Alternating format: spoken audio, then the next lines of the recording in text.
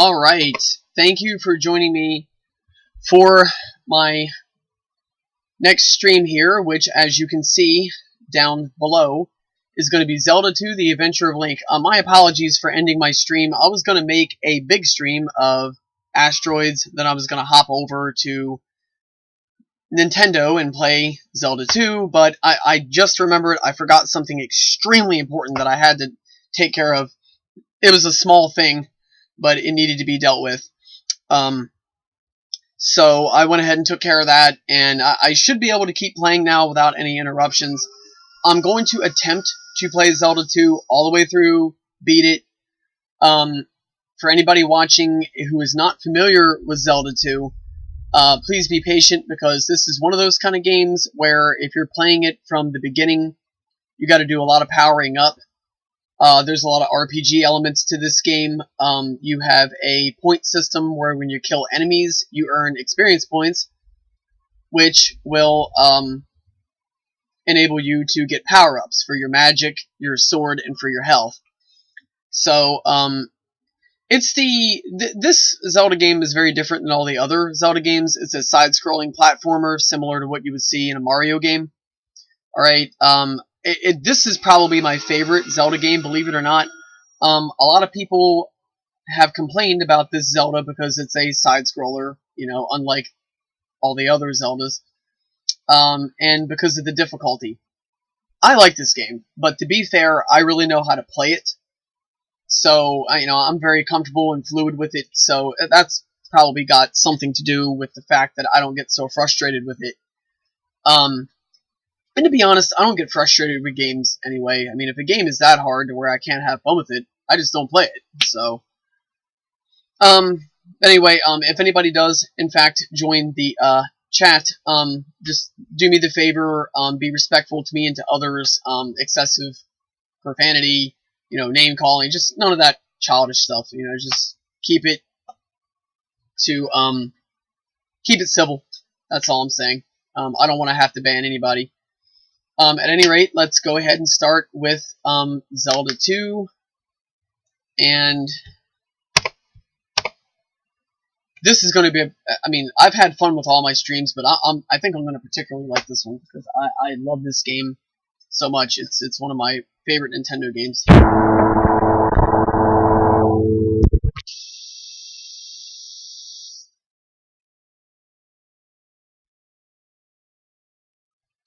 Alright. How many letters can you put in your name anyway?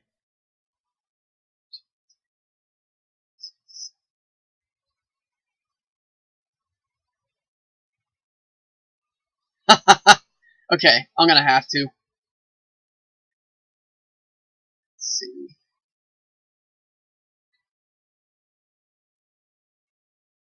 But can't you... It's weird. So I can't erase... Oh, okay.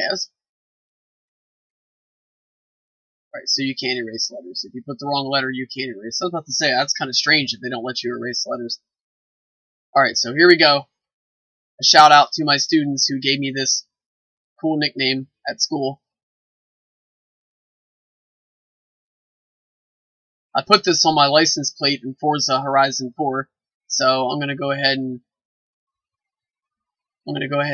dip into the well again, and here we go. So, there it is, Ninja Sub.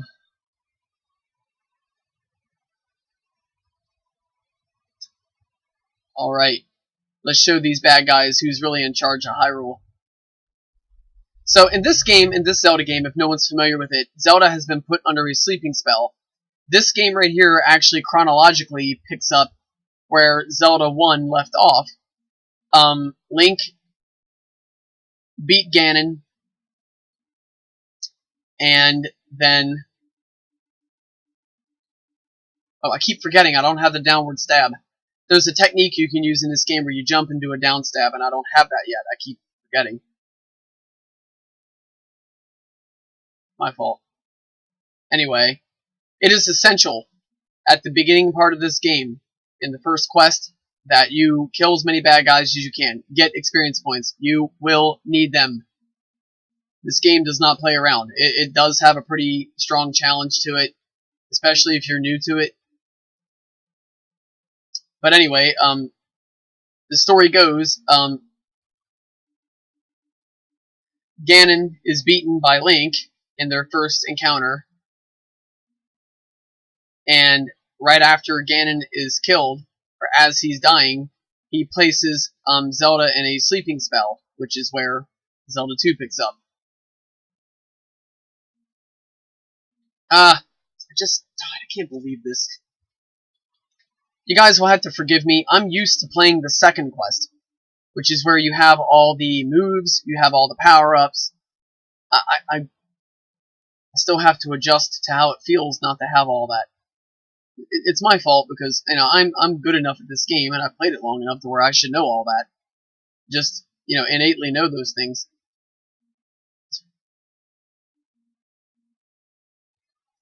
And as you can see, I know where things are at, so I just have to get fluid to how it feels to not have all the moveset that I had before. One cool thing about this game, okay, it's a hard game.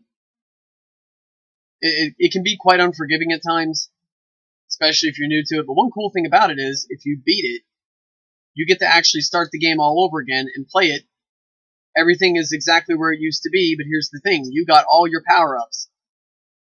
Not all the treasures, but all the power-ups from your previous quest. You get to keep all that. So basically, you get to go into the game completely beasted out.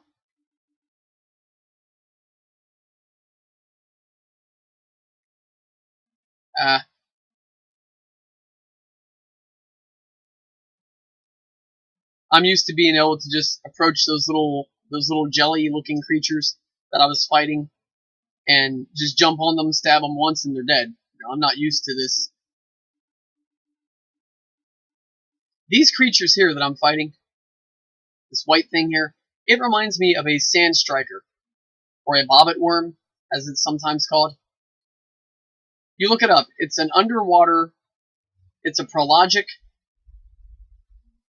or a sea-dwelling worm that can get up to around 10 feet long, and it burrows into the ocean floor, and it waits for prey to come along, and it reaches up and grabs it and pulls it down. Those worms that I was just fighting right there remind me a lot of bobbit worms.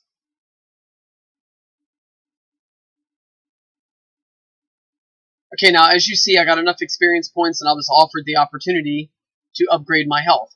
So I'm going to say upgrade your health and upgrade your attack. Magic is important, but I usually go for health or for attack. I think I should have done attack, honestly.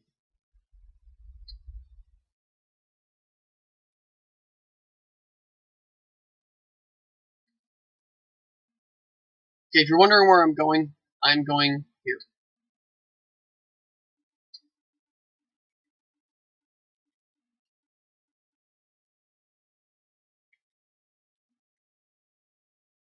Alright, so when I get my next upgrade, I'm going to get my attack strength up. Alright, now, if you guys remember Zelda 1, the Goriyas, the boomerang throwing wolfmen, well, there they are. This is the Zelda 2 version. I would kill him first. I'm going to show you why.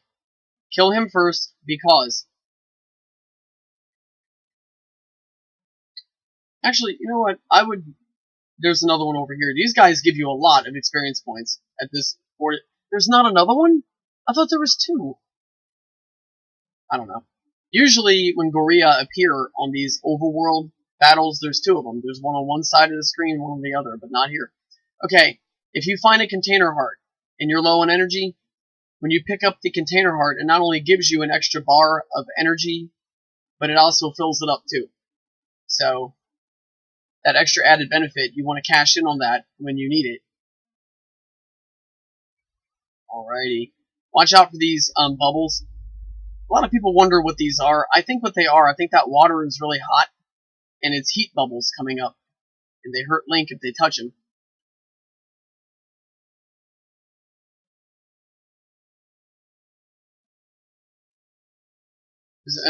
A lot of people were like, "How does a bubble hurt you?" I think, don't quote me on this, but I think the Angry Video Game Nerd, he is awesome. I think he asked that question, like, how the hell does a bubble hurt you? I think that's how it does it. I think it's a hot bubble. That thing touches you and you get a second or third degree burn. Poor Link, getting pieced up by a bubble. But that's not just any ordinary bubble. I'm going to do a little bit of powering up before I go into the dungeon here. Because when I died earlier, that showed me that, man, I am really, really, really in a state where I'm not used to being so weak.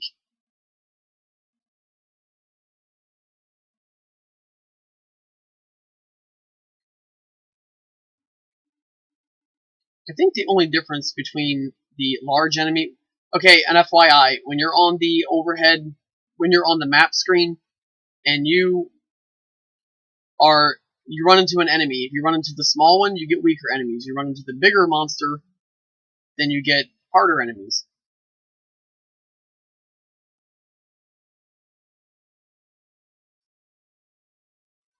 Alright, so here we go. Try to make it through here without taking too much damage. Have the enemies respawned?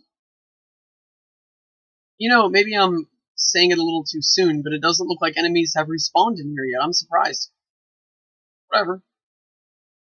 Okay, so watch the moblins here. These are the moblins from Zelda 1. Those blue, they come in blue and they come in orange, and they throw spears at you in the woods, and you can get bombs from the blue ones. That's the Zelda 2 edition of them.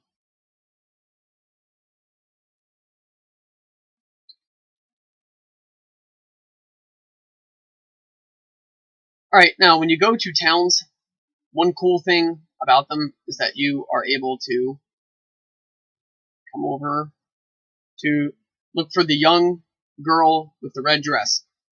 Talk to her, she will be able to hook you up with energy, with life. Okay, now when you go into a town, any open door, you should go in there, read, see what they got to say. If all else fails, use fire. I mean, that's a little early to be telling you that, but that does come in handy. That is true. There are certain enemies in the game that can only be hurt by fire magic. So, yeah, true that. True that.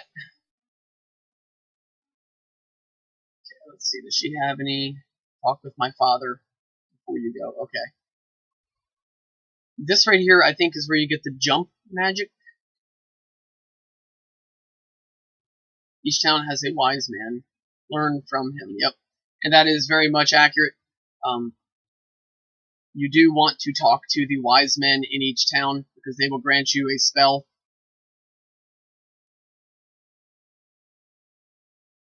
In Power Up a Desert, use this magic to survive. If only he knew, I've already been there. So, let me address this with him. Okay, look, boss. I've already been to the desert, been there, done that, and I'm still alive. I don't need your help. But I'll take the spell anyway.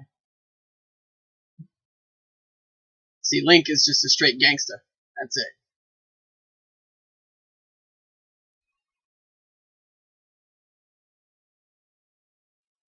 He's got that cool, cocky thing going on, kind of like, I think it was, Hans, who was it?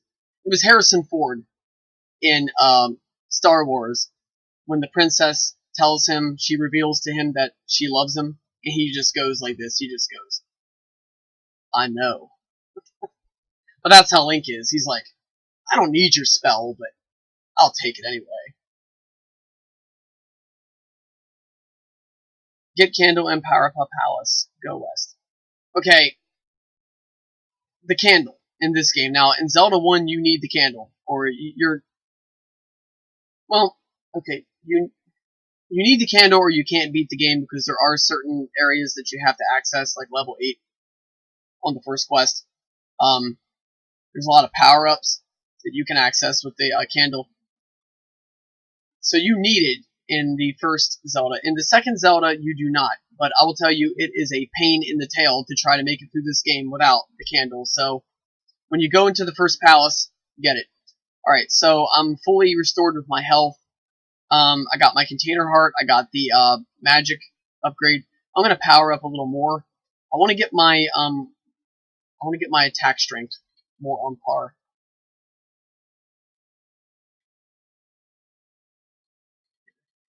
Get a couple more. Get a few more. Oh, wait a minute. Wait a minute. Wait a minute. Almost. I'm almost at my next upgrade. There we go.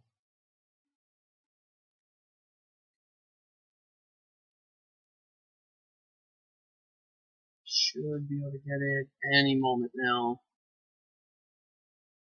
Good, good, good. Okay, I want my attack to go up. Oh man, I don't get that until 200? I'm gonna wait it out. Attack is very important in this game, and the reason why is because of the sheer difficulty of this game. Um, you don't want to mess around with weak attacks, you know what I mean? There are some enemies that you really need to get in there, beat them down, get the hell out of there, you know what I mean? And the faster you can take them down, the better. I'll put it to you like this, speed and movement in this game are very important. This game is very different than Asteroids. Asteroids is a game where usually if you just sit in one spot and just, jam the fire button again and again and have a decent aim, you'll do well. Barring a streak of bad luck, you'll do good. This game's different. You gotta have good movement and you gotta have attacks that can do a lot of damage fast. So speed and movement are the keys in this game's combat system. And FYI, if you ever encounter enemies and don't want to fight them or don't have the energy, get onto the walking path right here. And when they touch you, there'll be nothing there to fight. And I gotta fight these bobbit worms.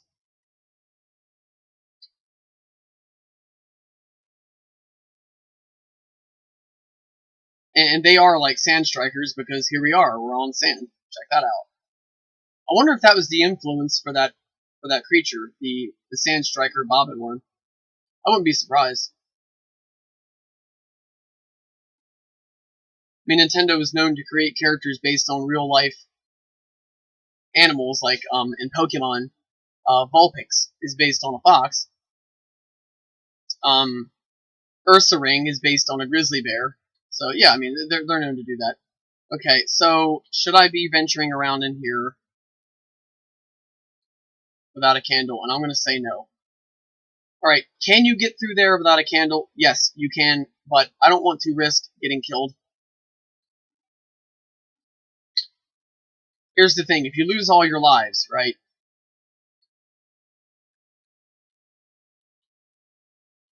If you lose all your lives, no matter where you're at in the game, you gotta go all the way back to that palace where Zelda's sleeping. So, let's hope you got those walking shoes on, because you're gonna be needing them if you die. The only time they don't make you start all the way over is if you're at the final palace.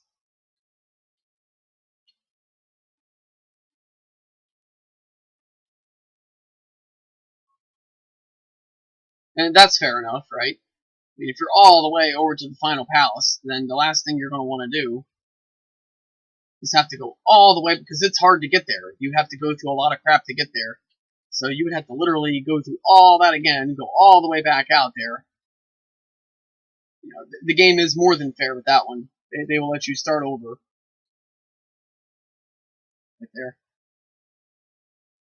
Now, trying to remember if I'm right or wrong on this one. I think this area there is a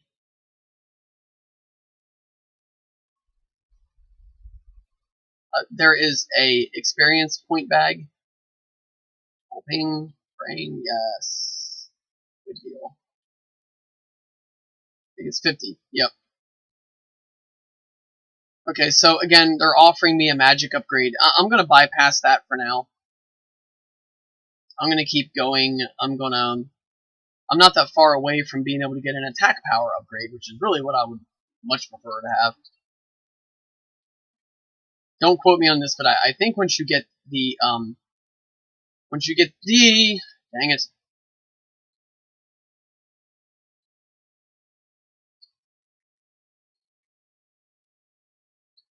Once you get the first attack power upgrade, you can kill these spiders with one hit, which would be very nice if I could do that. Oh, cool. Actually, if there are any of them roaming around here, I could test that out. No? Okay. Alright, well, you don't succeed at first, right?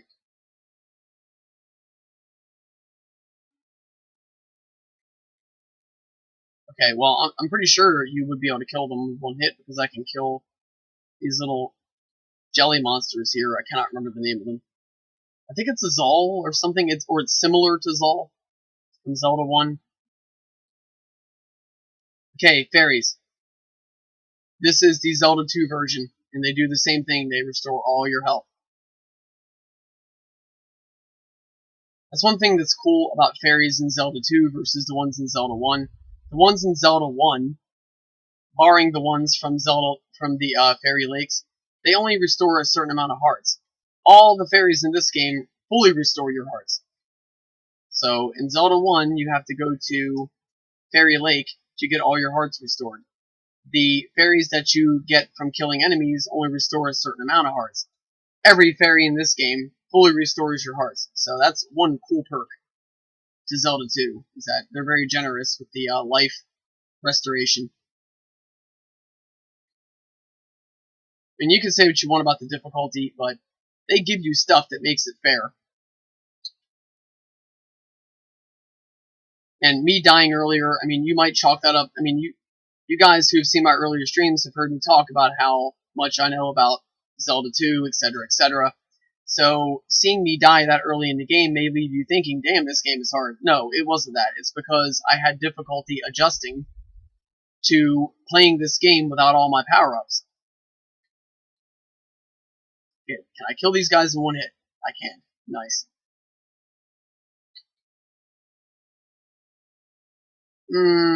I'm this early in the game, I'm going to say don't worry about magic upgrades.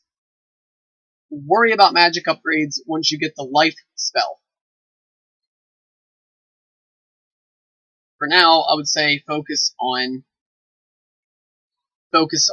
getting upgrades for attack and health, with emphasis on attack. Okay, you want to get attack and health upgrades, but I'm going to say focus 70% of everything on attack upgrades and about 30% of that on health upgrades. See, the thing to keep in mind with this game, alright, you can get extra container hearts, okay? So that can help with your health.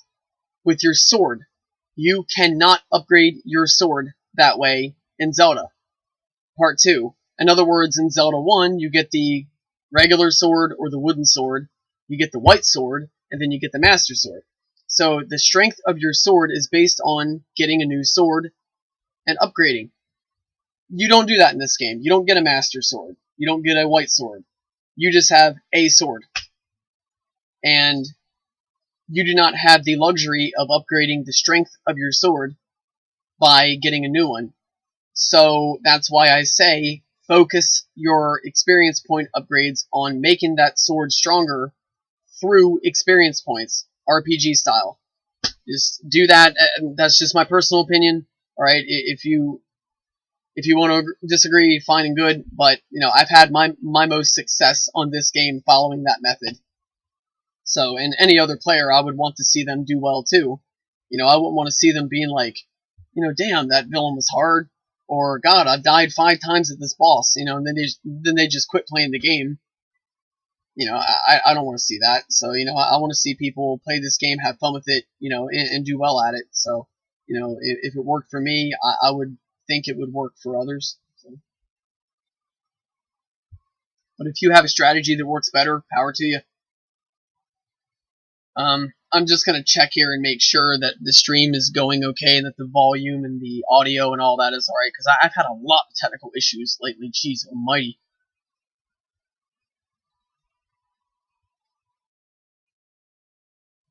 Is it? Okay, so it seems like everything is alright.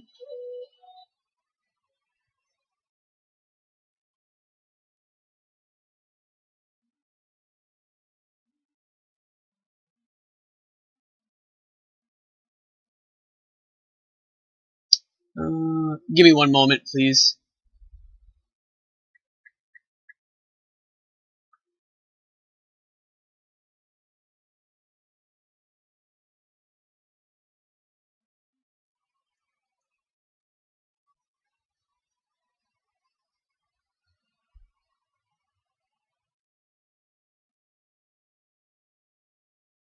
So is my volume working? Can people actually hear me or what?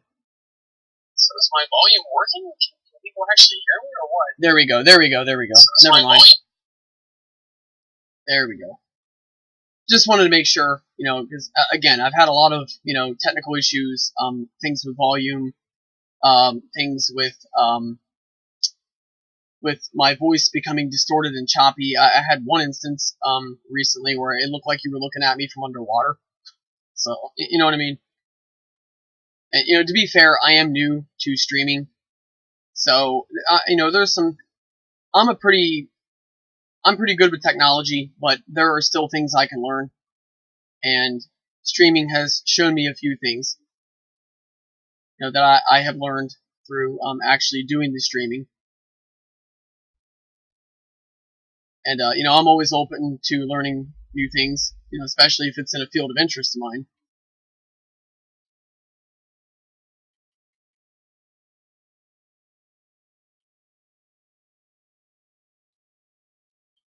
On, alright.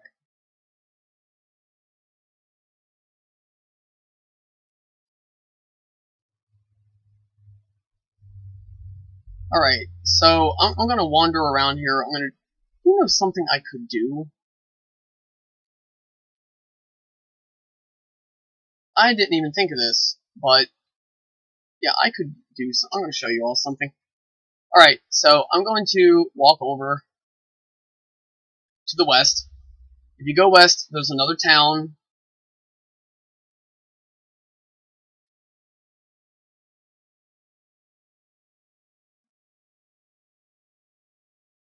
If you walk over west, there's another town you can access. And I am pretty sure you get a spell here. Each town normally has a spell you can learn, if not all of them. There's the health lady. This lady here with the orange outfit, she gives you magic.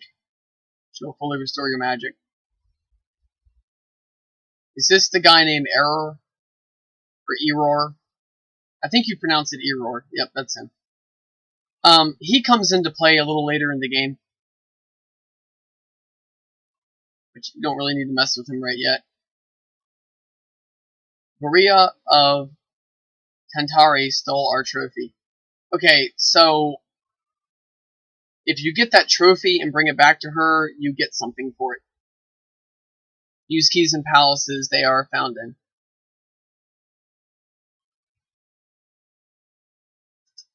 Excuse me. One thing that is different about Zelda 2 versus Zelda 1 is, remember, if you guys saw my Zelda 1 stream, yeah, that spell, one thing real quick, that spell that you get in this town, you have to get that trophy and bring it back to them in order to get that spell. I think it's the jump spell. Okay, but anyway, you can hoard keys in Zelda 1. You really can't do that in Zelda 2. Alright, what I'm going to do, as crazy as this may seem to some players who have, messed with this game prior, a lot of people are going to think this is a little weird, but if you want to, oh, dang it. If you want to quickly gain experience points, there is a way to do it. Okay, I need to get the heck out of here. I'm going to die. I'm not quite ready for this yet. A little bit premature. I don't have the candle yet or any of that stuff. Okay, so what you can do is you can actually head to Death Mountain, and you can fight a couple of bad guys there, and they give you a lot of experience points. So I could go ahead and be eligible for an attack power upgrade pretty darn good and quick. So let me attempt it. I can't promise I'm going to be able to do it. I'm just going to give it a shot. Roll the dice here, see what happens.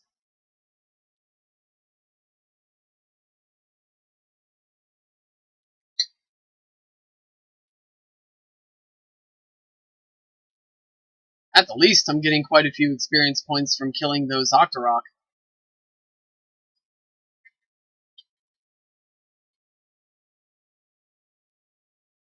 I think he can take 5 hits, yep.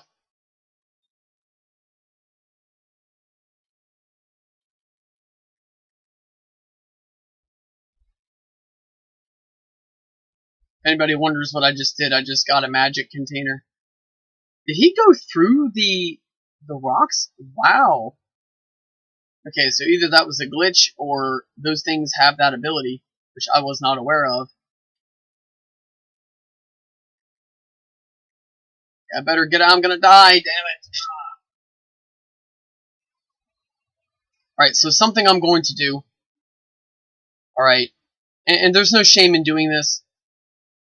Okay, and that is, I'm going to try to get by him, but if I don't,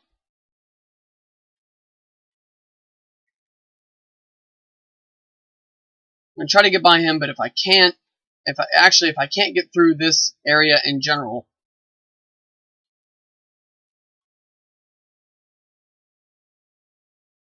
I can't get through here because I don't have jump magic yet. Never mind.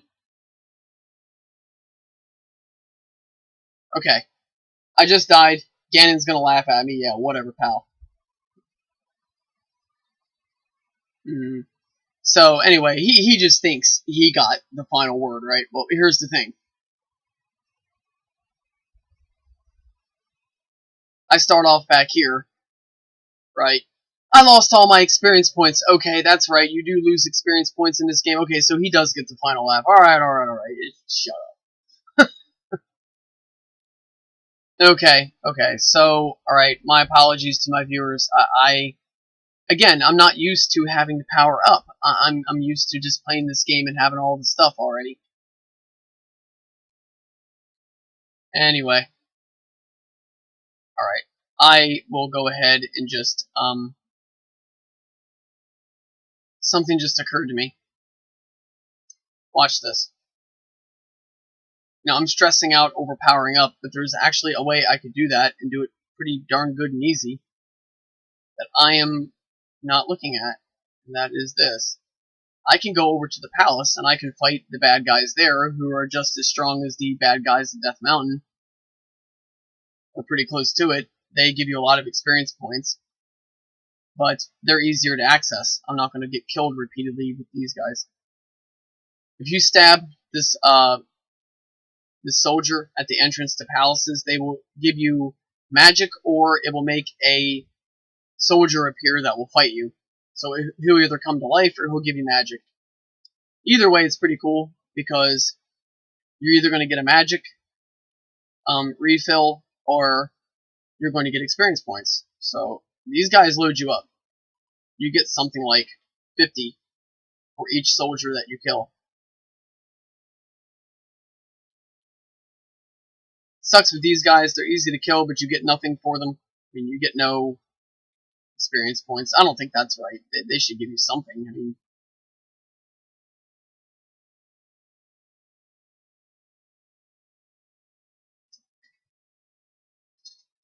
okay. So you come over here, you will get a key.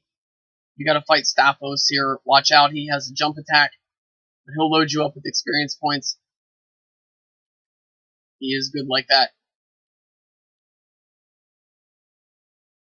You probably noticed by now you have to stab items in order to collect them in a lot of cases. You don't have to do that when you collect a fairy. You don't have to do that when you collect different treasures. But for keys, for magic,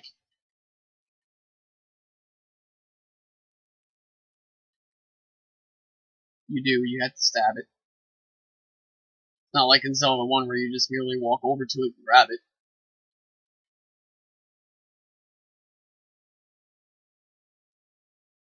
Whoa.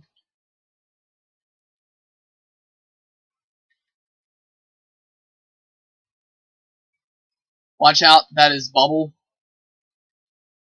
In Zelda 1, he does not hurt you, he just makes it so you can't withdraw your sword for 3 seconds. In this game, he takes away health and magic, so beware.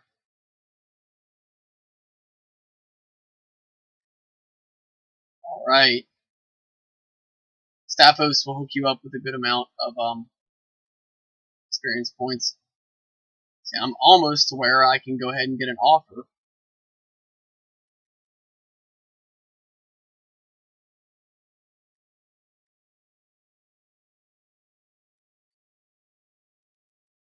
Okay, you can kill Bubble in this game. You cannot kill him in the first Zelda, but you can kill him in the second Zelda. When you are as weak as I am right now, it's going to take a lot of hits. It takes somewhere close to 50, if I'm not mistaken. So I'm going to be pressing this button for a bit. Yeah, he will give you carpal tunnel. But you get quite a bit of experience points from killing these guys. Okay, when you're low on health, like I am right now, and you're offered a health upgrade, take it. Watch what happens. Boom.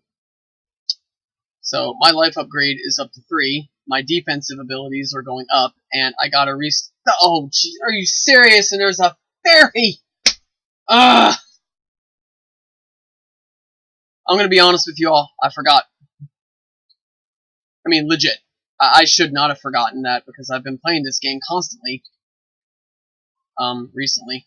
Jump and attack on your way down, and he's yours. You get 50 points of experience for killing him, which is pretty darn good. The red magic here will fill your meter all the way up. I don't need it, of course. Okay, he hit me. He should not have. That's my fault.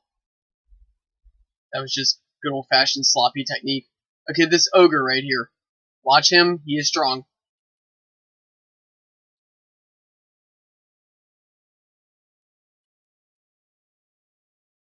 Alright, so I don't have the key, so I cannot access that area yet. Thought I would give it a shot, but no. Alright, so I'm gonna make my way. So, are the dungeons in Zelda 2 monotonous? A little bit, but I don't think they're as hard to navigate, honestly, as the ones in Zelda 1. Especially the final dungeon in Zelda 1. Man, that thing is a straight up freaking nightmare. I like it, but I don't. I mean, I like the enemies, I like the battles, I like the atmosphere of it, but it's just so confusing. That is definitely a dungeon that you had to play a lot to really to be fluid with it. I think the treasure is right past Mr. Ogre here. Nope, a key. Dang it.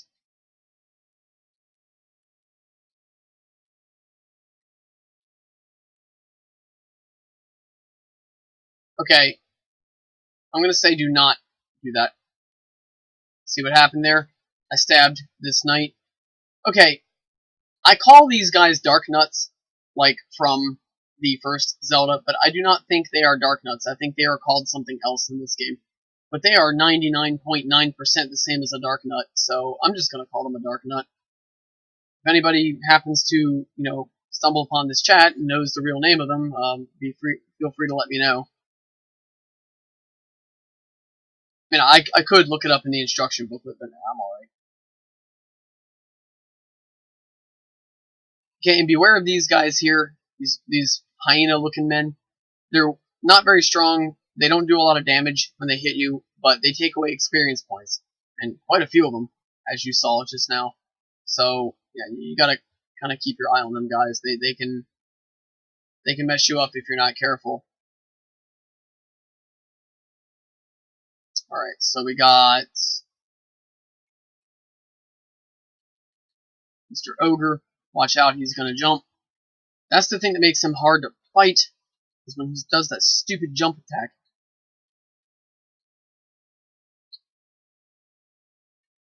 Got him. Oh man, do I have to get such a hard enemy right now? Approach with patience and caution. Takes about 5 hits to kill him at this point. Now get this, here's the cool thing. Later in the game, if you power up and focus on powering up, oh man, the final boss, I am by no means ready for him. Whew. I mean, I'm confident in my ability to fight. Well, I don't know, Horsehead. Okay, not trying to be cocky here, but I think I can take him. Alright, the strategy to fight him is very similar to how to fight the orange dark nut that I just took out.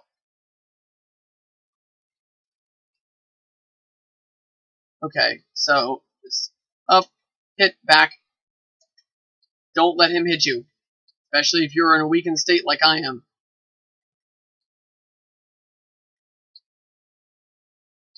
Okay, why am I not able to hurt him? Oh, there we go, I'm not up high enough.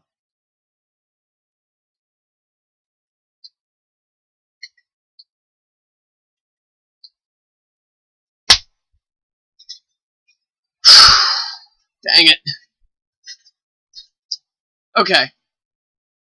I'm gonna go ahead and use my rematch clause.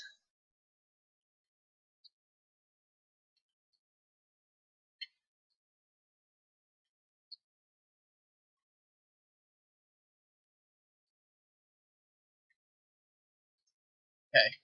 So I was able to take 2 hits last time. Let's pretend I'm still weak like I was last time.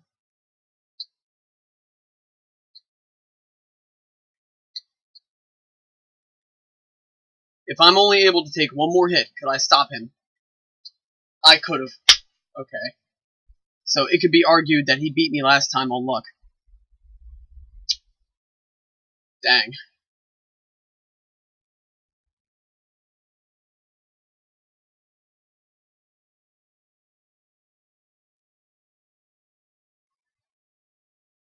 Oh, a cool thing too.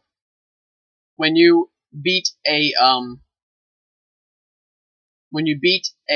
dungeon in this game, you get an instant upgrade offer. So it will jack up your experience points and say, hey, which one do you wanna upgrade? Your weapon, your health, or your magic? So, alright, now you'll notice I can re-enter the dungeon. The reason why is because I have not gotten the treasure yet. Okay, so since I don't have the treasure, I can re-enter this dungeon as many times as I want. The nice thing about that is what I'm about to show you.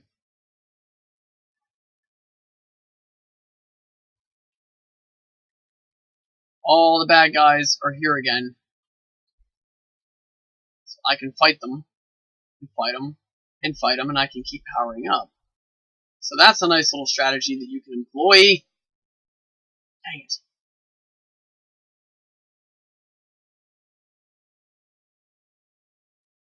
You get all these enemies here.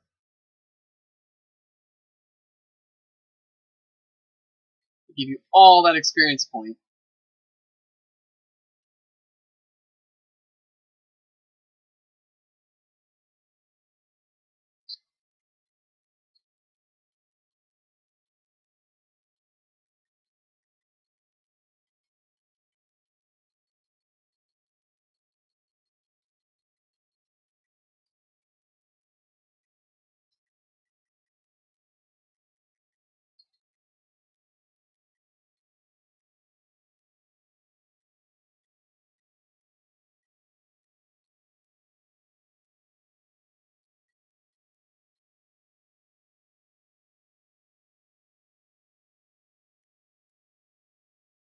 Alright, attack upgrade, boom, I'm up to level 3.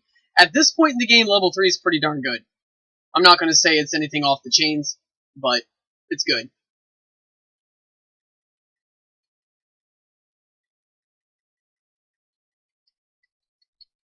So, let's go ahead and kill this bubble. I think it is really nice to give you the option to kill these things, and I think it's really nice that, well, the bubble in Zelda 2 here that I'm fighting right now, he can take away health and he can take away magic.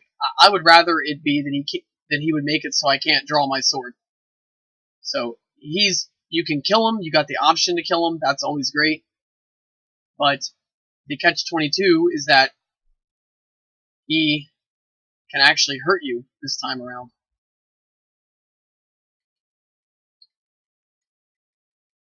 So with this one, it's a matter of patience. Just size him up, time your hit well, stun him, and keep hitting him. Just stomp him, and stomp him, and stomp him.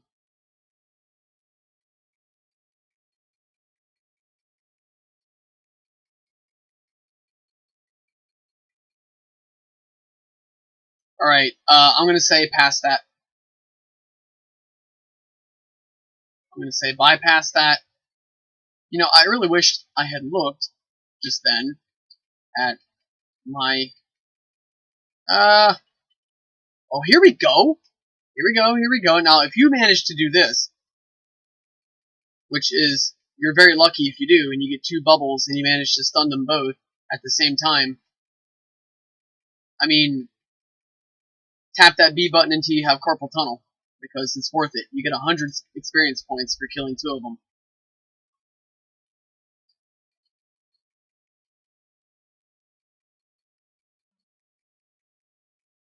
So if you are willing to put in the work to kill these guys, it pays off, especially early in the game. So the Zelda 2 bubble, you know, there's pros and cons. He can hurt you more than he can in the first one, but you can hurt him and get experience points from him.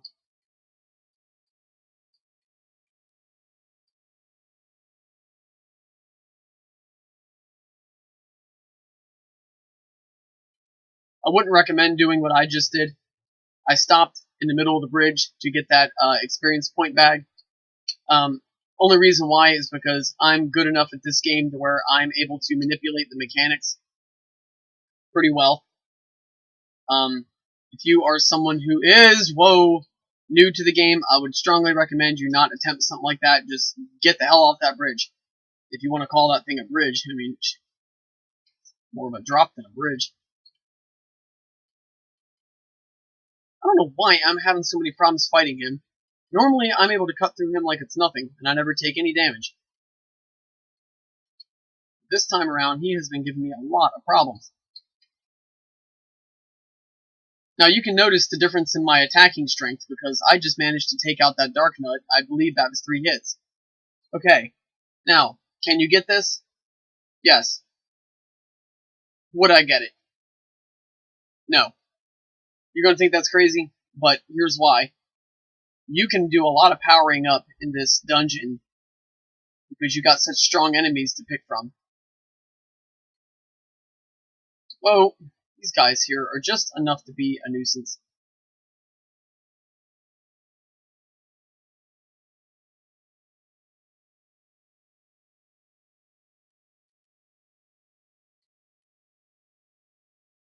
Okay, so if you get the treasure and you choose to leave the dungeon, the palace will turn to rock, and you cannot go back in it again, which means you cannot come back in here and you cannot power up anymore. So I'm going to tell you, be patient, and please be patient with me as I do this. I want to get my attack strength up to 4. Here's why. If you get your attack power up to 4 at this part of the game, here's what happens. The strongest you can get is 8. I'm not even out of the first palace yet, and I've already gotten my attack power at 4. So I'm already half as strong as my sword can get, and I'm at the very beginning of the game. That's good. You want that. You want that, because that is really going to assist you later in the game. When you're that strong that early in the game, when you can take out enemies that quickly and that fluidly that early in the game, it's really going to help you a lot. It's going to take away a lot of frustration. And keep in mind, each time you beat a palace, you're offered an upgrade. That's a given. If you kill the main villain, the boss character of any palace, they will immediately offer you an upgrade of your magic health or your attack. Okay, now, the fairy, as you see, does respawn. Every time you leave here and you come back, she will be there. Okay, I think I get to fight a Dark Nut down here, do I not? Right, yeah. Okay, you can attack Dark Nut head on, but I wouldn't recommend it. Jump, and as you're coming down, hit a sword swipe in the head. That's his big weakness. These guys here attack their shins. They don't like attacks to the legs. They hate that, as you can see. I think I get 100 for this. 200, yes! Oh man, that is sweet. And he respawned, so the ogre can respawn. Wasn't sure about that at first, which is great because he gives you a lot of points too. Actually, I mean, damn near all the enemies in this dungeon give you a pretty good amount of experience points, which is why you want to manipulate these dungeons to where you can collect all the points you can. You know, milk it for all it's worth. I mean, if you're going to put in the effort of beating a dungeon, and you know you kick the boss's tail, you know, cash in, get those freaking experience points, man. You know, beef yourself up so that way when you go into the later parts of the game, you can basically clean house without even breaking a sweat. Okay, well, I wouldn't go that far. Even at full strength, you're going to get a challenge out of this game later on. Some of the enemies are a straight up pain,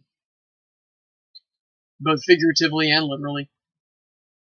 I kind of feel sorry for Link at times.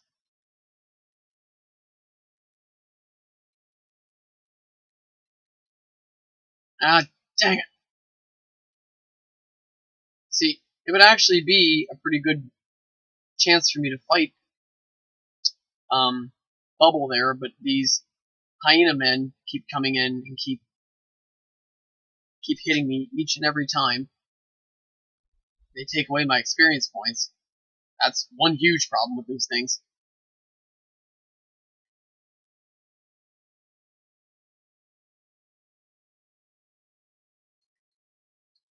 Ah, dang it, bad timing on my part. I shouldn't have done that. There we go.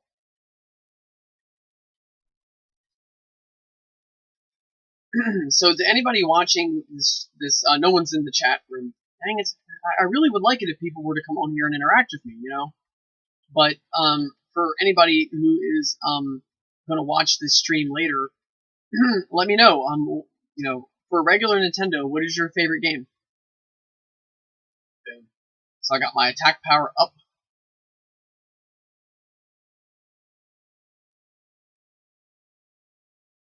I'm at a 4 attack power. Right. So yeah, what if you had to narrow it down to a game on the regular Nintendo that is your favorite? What would you say? For me, let's turn the tables here. What would I say? I would say Zelda 2. I'm going to say Zelda 2, Mario 3, Zelda 2, Mario 3.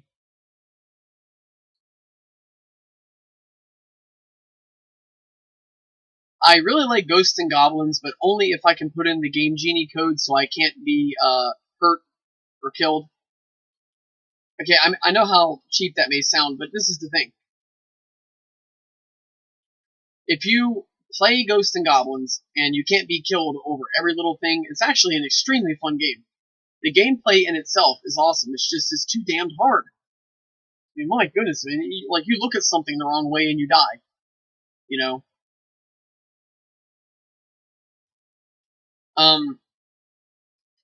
Some other of my favorite titles for the regular Nintendo or the Famicom, whichever, tomato. Zelda 1, of course. Rockman 2 or Mega Man.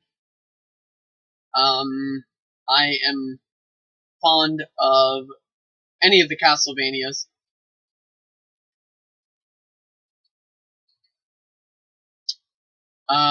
Let's see. I like Um,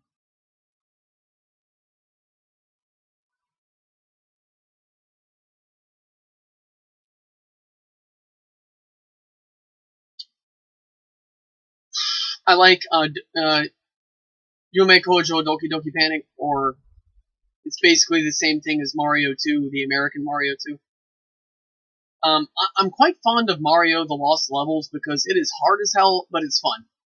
And it actually is the first game in the series that distinguishes characteristics that are different between Mario and Luigi.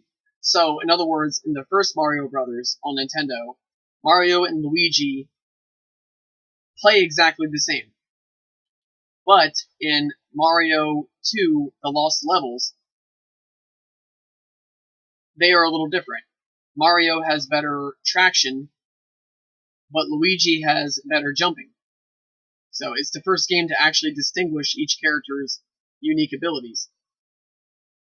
And then they explored that more in Mario 2. If you remember in Mario 2, the American version of Mario 2, or Doki Doki Panic, Luigi has awesome jumping ability, and his jumps are very easily controlled, but Mario is stronger, and he jumps faster. So Luigi jumps, he's got amazing ups. I mean, this guy could probably slam dunk better than Shaq, right? But Luigi can jump nice and high and far, but his jumps are very slow. Mario can jump not quite as high, but they're faster, which leaves you less vulnerable to being attacked. So, pros and cons. And again, it distinguishes each character. They're not exactly clones of one another anymore. Think about it like along the lines of Street Fighter. Anybody who's ever played Street Fighter, the older versions of Street Fighter, if you have played any older rendition of Street Fighter, such as Street Fighter 1, Street Fighter 2, you will know that Ryu and Ken are exactly the same. They have no real difference in their physical attributes. Actually, their movesets are almost exactly the same. The only difference between... Oh, dang, I didn't mean to do that. The only difference between Ryu and Ken in Street Fighter 1... Actually, there's no difference. They're the same. In Street Fighter 2, the only difference between the two of them is their back roll toss. That judo throw that they do, just FYI, in real life, that throw is called a tomonage. That back roll toss move where they grab the opponent, roll back, and kick them in the air, Ken grabs them and does a tumble, and then kicks them. Ryu just rolls back and kicks them. So outside of that one move, which does the same damage, they're the same.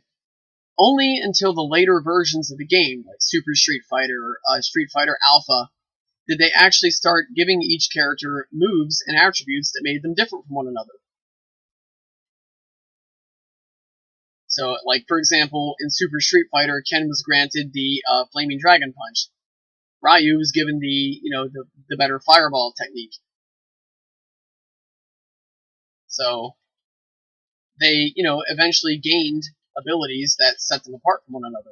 And no different with Mario and Luigi. In later versions of Mario, things are done to each character to make them different, which is awesome. I will have to tell you guys, I'm a hardcore Luigi fan. I love his jumping abilities. I mean, I love Mario too, but in terms of gameplay, I'm Luigi. I mean, let's face it, in Mario, jumping is like the essential thing, so of course, I'm going to lean more towards the character who is a better jumper. Now check that out. I'm able to take down a Dark Nut in 3 hits. I was able to take him down in 4 hits before, but now it's 3. Okay, what am I going to tell you to do at this point? Life. Give yourself a life upgrade. Now, one thing I would do at this point in the game, because you notice I haven't even touched my magic yet. And that's mostly because I don't really need to, obviously. I don't really need to mess with that. But, I'm going to say, for the hell of it, you've gotten level 4 life, you've gotten level 4 attack.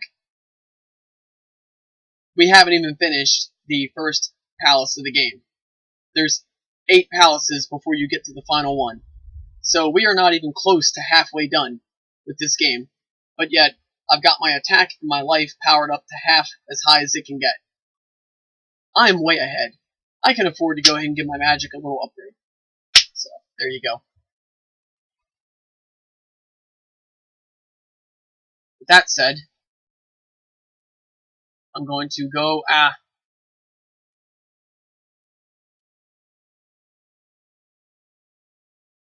yeah, the post-hit invincibility made it so I couldn't see Link. You know, this is going to sound crazy, but damn that post-hit invincibility. I hate it. Never heard anybody say that before, I bet. But anyway. Alright, so what I'm going to do is I'm now going to go into this palace. I'm going to collect the treasure, and I'm going to get out of here, which is going to turn the palace into stone, so I cannot access it again. But I've gotten everything I need from it. I've powered up nice and good. I tried to make my power-up venture as non-boring as possible. You know, I hope I was informative to everybody, and I've been teaching you, you know, the mechanics of the game. Ah! Whew, I thought I was going to take a hit there. Sorry. You know, and I hope I'm giving everybody some good strategies that you can employ.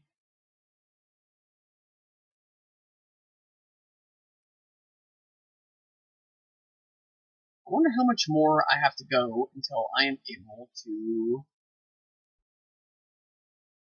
upgrade my attack again. See, I'm already thinking about upgrading my attack. Check that out. Tell me if I'm not somebody who can plan ahead, right?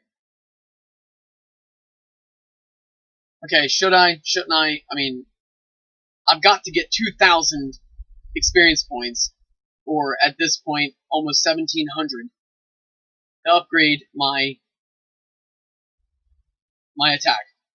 I gotta get 800. I'm gonna leave it alone, honestly. I mean, I hate to be so negligent towards my magic, but I don't really need it yet.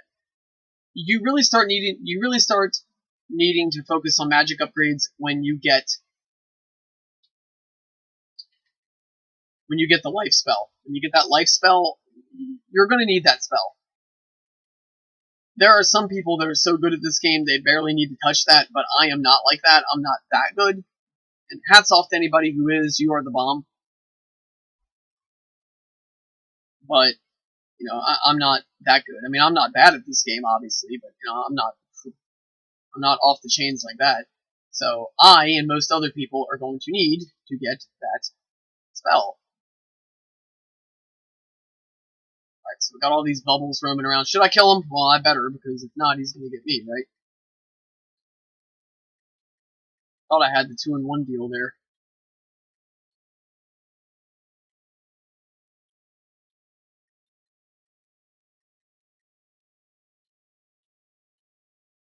Alright. Here we go. Can I get him? Can I get him? Can I get him? Can I get him? Can I get him?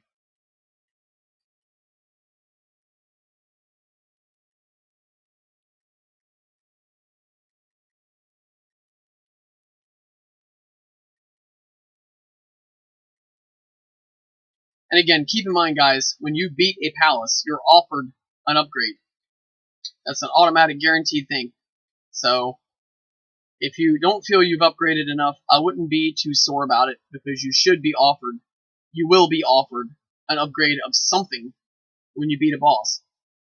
So, I mean, this game, if you know how to play it, if you know how to work it, it's fair. You know, I'm definitely not gonna call it easy, but I'm gonna call it fair. Right now, I kill the one-eyed, one-horn.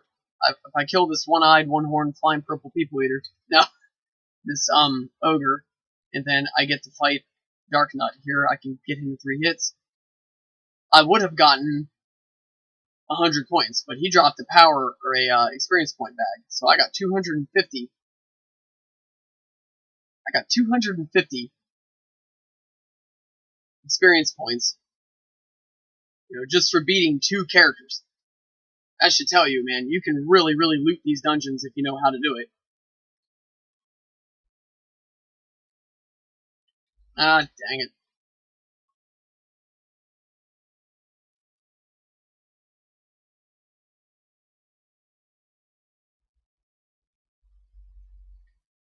Dang it.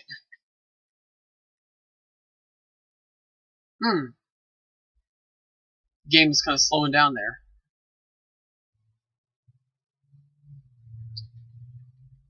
let's see if I got it. See if I... Oh, hold on! Awesome! I have had so much luck with that. Getting 2 bubbles in one spot there and stunning them both at the same time. That's hard to do. I'm going to tell you what. That's a matter... I mean, yeah, it can be a skill-based thing, but I'm not going to lie. It's been luck with me so far. Alright, so what am I going to do? I'm going to cancel. I'm going to wait and just go ahead and upgrade myself. I'm going to upgrade my my attack again. Now you gotta stop and think. I mean, I'm not even done with the second palace yet. I'm probably going to be able to get the level 5 sword before even finishing the second palace. That's damn good. I mean, if you manage to do that, that's really good. Because I'm going to be straight with you. I do think the attack upgrade is the most important one. Because what's the best way to conserve your health? Being able to kill your enemies nice and quick. What's the best way to conserve your magic? Well, being able to kill your enemies nice and fast. How do you kill your enemies fast?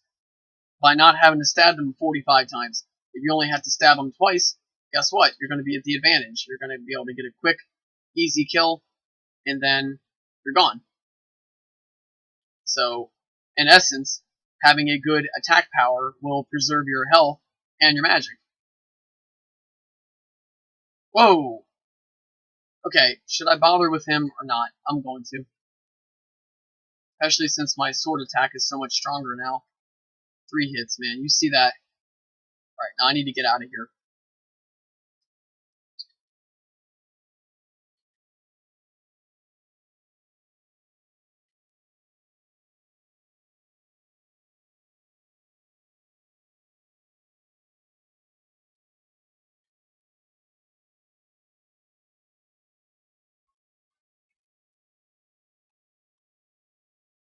Alright, so... where can I go where I can... What about here? Where was the boss at? Don't quote me on this, but I think this is where I went to fight the boss last time. Now look at this. I am almost at... I'm halfway, a little over halfway, actually, to getting yet another attack upgrade for my sword. Ah, dang it. The game is slowing down a little bit.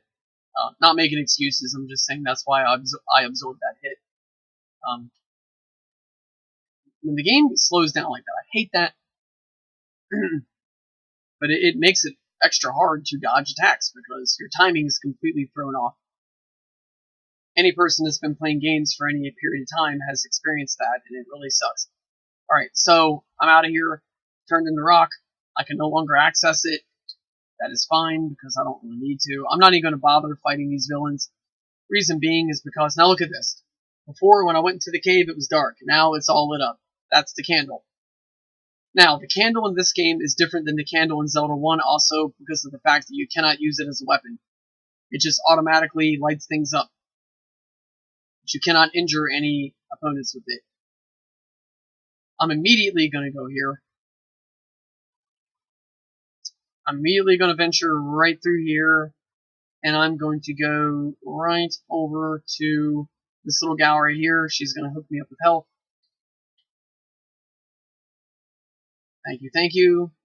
What does she got to say? Return the crystal to the palace and power up. Well, I already did that. So, I'm ahead of you. Alright. 1 second, please. Alright.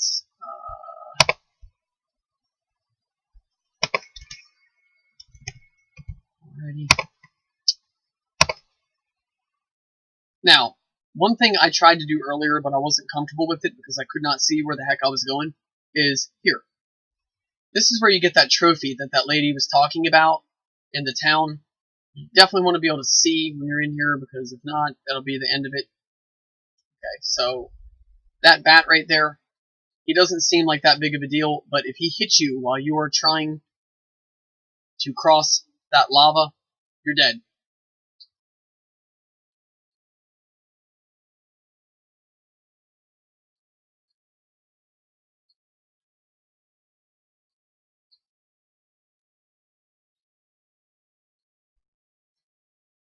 What the heck? Okay, you guys are seeing this, right? I am clearly hitting him. I hit him multiple times and nothing happened. Usually the hit detection in Zelda is really good. Now, come on. Alright. Okay, you get the Gorilla here. I would install the shield magic. You're going to need that. Alright, I got the trophy. You should be good to go. I tell people, even if you have cleared all the enemies, still expect them to be there. And look at that. Now, if I had not been paying attention, he could have caught me and possibly knocked me into that lava. You never know. I mean, it can be a little unpredictable sometimes. You could think you have all the enemies cleared out, and then bam, you're down for the count. Unfortunately, even a very weak enemy can kill you if they knock you into lava. It's a one-hit wonder. In games like Ocarina of Time, the lava doesn't automatically kill you. You can walk around on it for a while, but unfortunately in Zelda 2, it will kill you in one shot. Okay, so she hooks me up with health. She's going to hook me up with magic. Thank you so much. Alright, now, if I am not mistaken, I'm going to come right over here and get the jump spell. Now, this one right here really comes in handy. Actually, I know you get jump here, because you need it to access Death Mountain. What she would have said is, oh, you found our trophy. Please see my father, grandfather, something like that. Okay, with this, you can jump very high.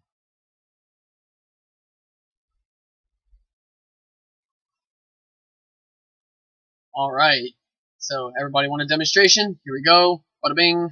Look at that. Now he has got ups. He can shack it. He can dunk that ball. Okay, so I got the very cool jump spell. Keep in mind, when you use magic, it will be gone when you go to the next screen. So it only works for the screen that you're currently on. So if you install shield, you can tell that Link has shield magic installed because he turns red. His tunic turns red. When he comes over here, it's green again. So the magic is gone. Keep that in mind. Definitely have to remember that, because people sometimes forget that the magic spell wears off and they go into the next screen and try to do an attack that is greatly accented by magic, and they're like, whoa, what the hell? My magic, why can't I jump like I was? It wears off. From screen to screen, it disappears. Sucks, yes, but that's how it is.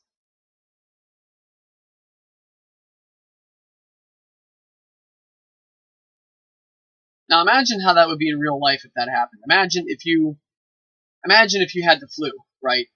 And you go to the doctor and they prescribe you all these medications to make you feel at least somewhat better. Okay? And, you're laying in bed, you're sore, you got a stuffy nose, and you're coughing, and your body aches like all to be darned. And you go and take your medications, and it takes the edge off. And you're feeling good enough to where you can get up and move around a little bit, but then you walk into the next room, and all the medications wear off immediately. Imagine how that would feel. That right there would suck. Well, that's how it is for Link. He powers up, he gets all these magical spells, he simply walks into the next room, gone. Just like that. That right there is just... That sucks. Plain, clear, simple. Alright, you gotta watch Gorilla in this game. I do think he's a bit harder to kill in this game than he is in his Zelda 1 incarnation. His offensive abilities are better. He's better at getting through your defenses. Do you know how you stop an attack from a Gorilla in Zelda 1? Do you know how you do it? Do what I'm doing right now. What am I doing right now? Nothing, and lots of it. So all you have to do to stop his boomerang attacks in Zelda 1 is just stand still. Stand still, face him, wait for him to throw his boomerang, it bounces off you. In this game, it's different. If you're not dodging the attack precisely, or if you're not blocking it precisely, he will tear you up.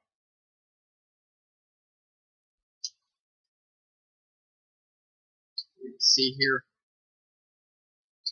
See the amount of skill I have to use to stop his attacks. If I were not paying attention, and if I didn't know how to do it, he would have just knocked down probably half my life. These mammer jammers, I mean. Oh, you had to hit him more than once? Now, that's a bit of a shocker to me, honestly, guys, because my sword is at half it's my sword is half as strong as it could be. So for this point in the game, I'm pretty darn strong, and I had to hit him twice in order to take him out. This is a fairy, in case anybody's wondering. If I'm not mistaken, that fairy will respawn eventually, but not anytime soon.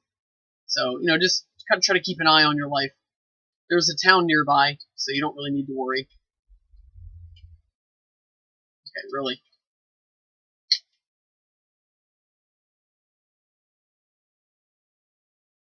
Alright. You walk through here, this is tall grass. So,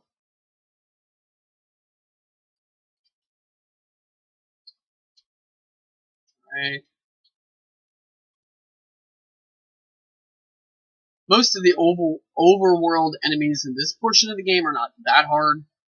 I'm not going to say to underestimate them at any point, but they're not that bad. Okay, there's a secret through here, right here. Is this it?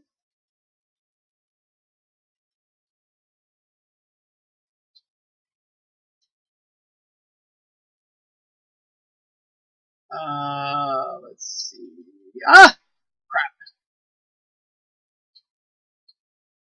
Watch your timing. Your attacks, don't get carefree like I kind of did just there. What is here? It's like a pea bag, or is it a... Can't quite recall what's here. I keep wanting to say that nothing is here. Okay, right here. Go here, talk to him. That's all you have to do. Bagu is my name. Show my note to Riverman. Okay, that may not make any sense, but here's what happens. Right, follow... Oh.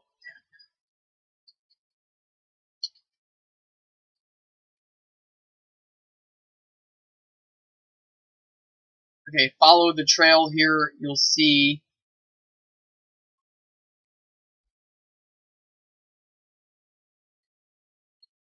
If you follow the trail, you cross this little bridge, go down to your left, down, left, down, left, down, left. There's a town there. The only way you can get past that town is if you talk to that man in that little hidden house in the woods and let him know, and let the town know that you know him, and they will let you pass. If not, they will not let you pass, which will block you from being able to progress in the game. Okay, there is something else here too, if I am not mistaken. There's an extra life that is up this way, if I'm not mistaken. Yeah. It's up here. There's an extra life you can access. Boom. Come and claim your Link doll. You pull his string, he'll talk. That would be a pretty cool little piece of merchandise, though, right? A talking Link doll. Pull its string, it'll say different things, and take that, Ganon. Or, oh, I got one. Okay. You pull his string, and the Link doll talks. It goes, "Well, excuse me, princess," like he used to say in the Zelda cartoon all the time.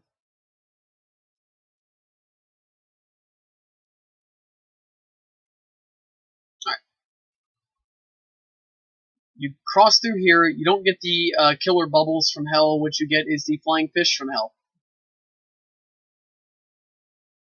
You tell me those things don't look... Oh, crap! I keep thinking that Paul's is select. It is not. Paul's is select in Zelda 1, not in Zelda 2, so I keep wasting my magic. Alright, so anyway. You go here, and...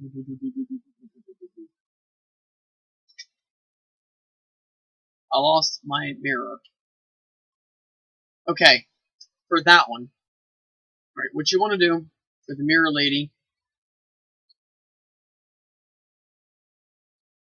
you go in here. What you do, what I just did, you go over to the table right about here, right to where that one leg of the table is at, right there on the left. Duck down, hit B, the attack button, and you will find her mirror.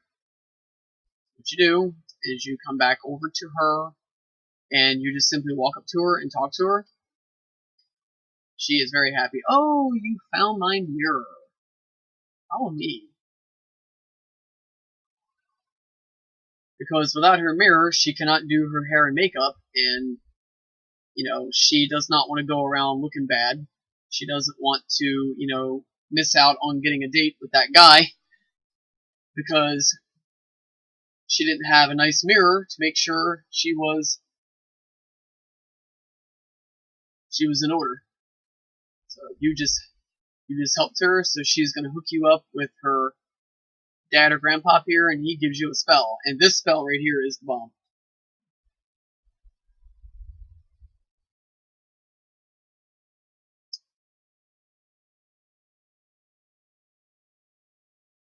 So you just got your life spell from the wise man because you hooked that girl up with that precious mirror that she needs to keep herself looking good.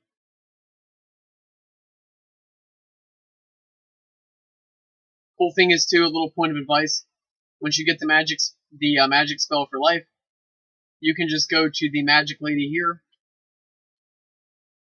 Whoa, whoa, whoa! Yeah, that is something you need to look out for. Some of the town folk are actually villains in disguise.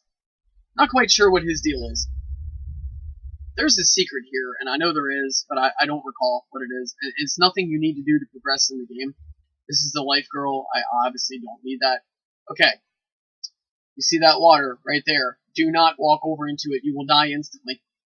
Yeah, that's right. You can die in towns. You know Bagu? Then I can help you cross. Okay, so you got connections. See, not only is Link a mighty warrior, but he is a socialite. He's got connections. Everyone knows who Link is.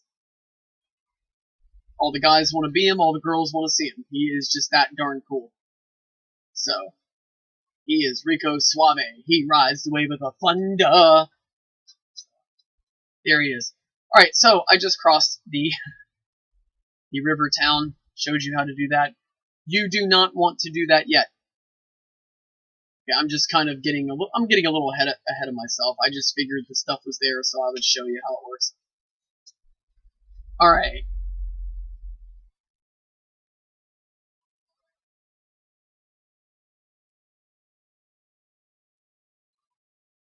If there's one thing about this game that I really wish they would have done, and that is allow the text to move faster.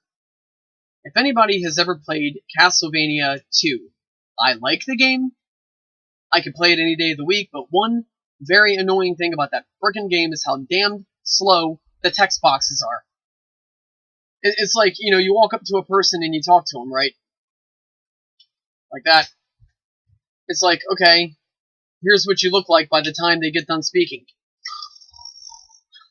Yeah. Huh? What'd you say? It just takes forever to read a damn box of text. I mean, come on, man. It shouldn't be an Oscar Wilde novel. It should just be, a very quick, easy thing. They give you the info, they say what they got to say, you go on about your business. But, it's not quite that easy. They make it quite a pain in the butt. So, alright, so you get a, experience point bag there. Experience point bags do not respawn. Fairies respawn. Enemies, of course, they're going to respawn, right? Wouldn't be complete without that. Okay, now remember what I said about how you don't get those bubbles from hell? You get them here. When you cross this bridge, the bottom bridge from the eastern side, you get them. Just watch your step, you'll be alright. This is a fairy. Obviously, I do not need her, so I'm going to conserve it. I I think I've gotten every major thing I really need to mess around with right here.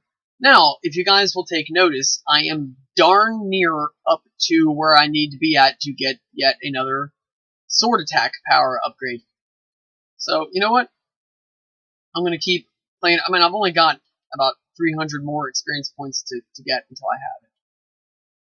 Now, you're getting to where you're going to get some pretty strong enemies. So, I shouldn't take that long. I do need to run to the potty here real quick.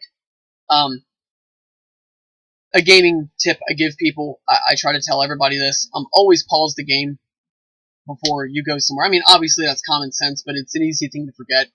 Even if it's an area like I'm at right now where you can't get hurt, I always pause the game. So, I'm not trying to insult anybody's intelligence, I'm just saying, just for the sake of saying. Alright.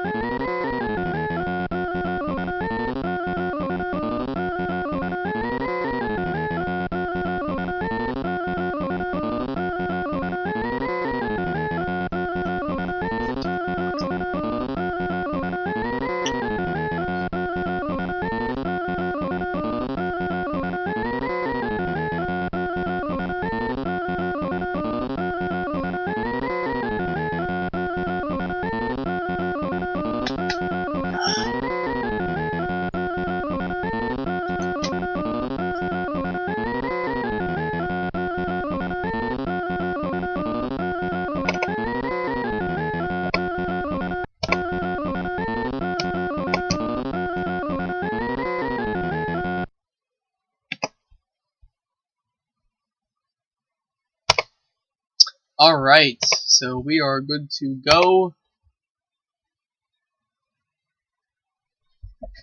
Ready to rock this. Got some fuel here.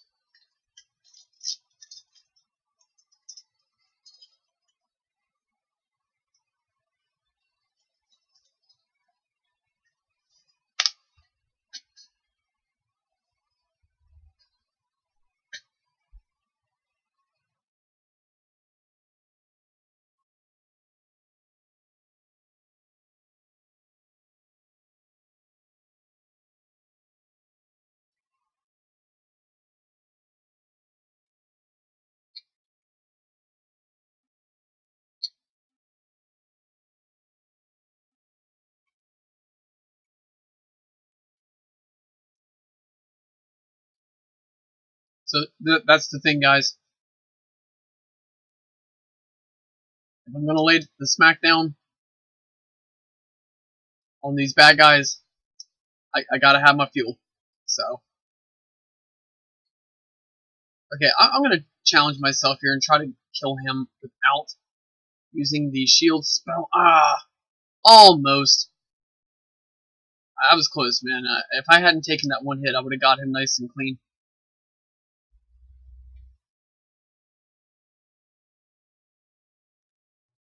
Can't remember what's in this cave. Is it the hammer?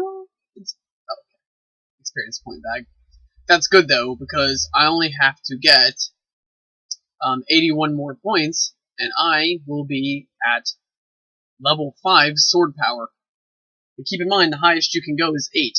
Also, keep in mind, we're not even halfway through the game yet.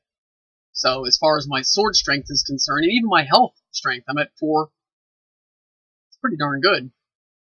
I'm not going to argue with any of that.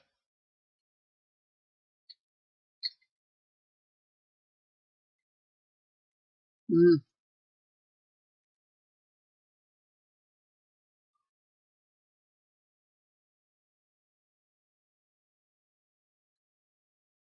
Here we go. Here we go. Goria. I'm ready for a rematch now, big boy.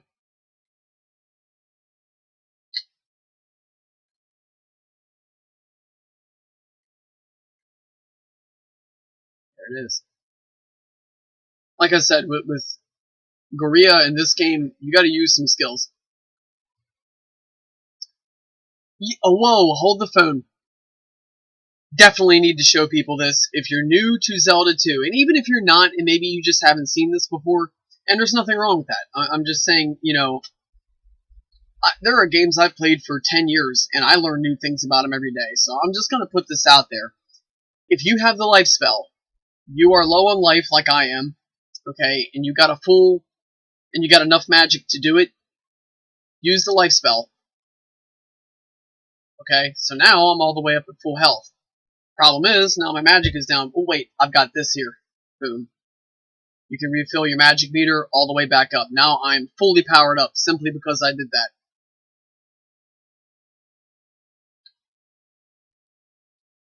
So that's a good strat. If you have a red magic container near you, use the life spell, get your life up, and then go ahead and stab that red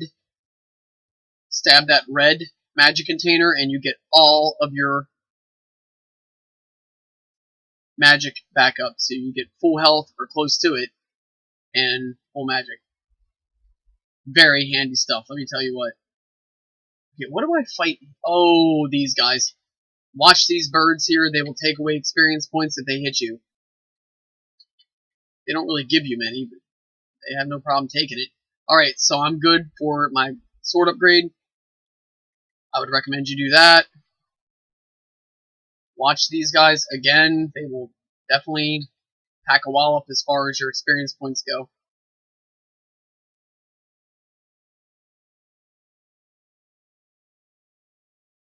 Alrighty.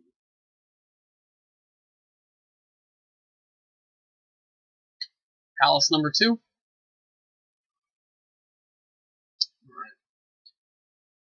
Now, as you see here, I get magic. So I'm going to do life, get my life up, get my magic up. I'm using that trick again. Knowing these tricks is very good, man. You got to be able to play the system. So, alright. We got a blue Staphos. Now, when it offers me another upgrade, what am I going to pick? So that's the big question here. What do you pick? I would recommend your magic. These guys here are a pain in the you know what, because they can drain your experience points. They don't really do a lot to your health. They do enough just to be a headache, you know what I'm saying? But they mostly hit you with your experience points. You gotta watch these things.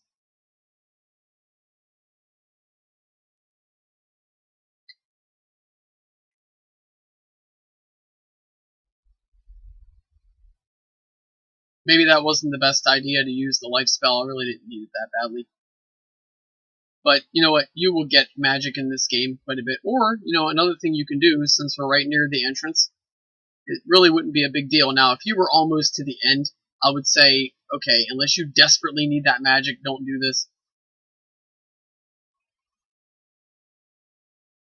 But we can just do that. Now, we are fully charged up, ready to go. I even got my sword beams. How long that's gonna look at. That didn't last long, but whatever. Okay, dead end. Go down. I usually go to the left first. I usually find I have most of my luck if I do that. Sometimes I haven't, but when I'm combing these dungeons, that's normally how I do it.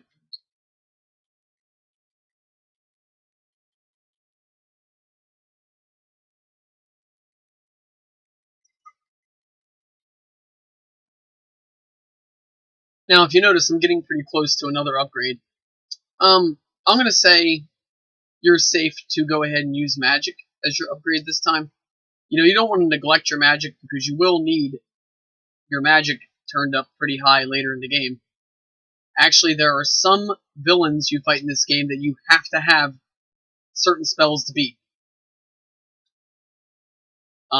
There are two of I can think of off the top of my head. One of them you have to have a reflect spell, and then another one you have to have the thunder spell.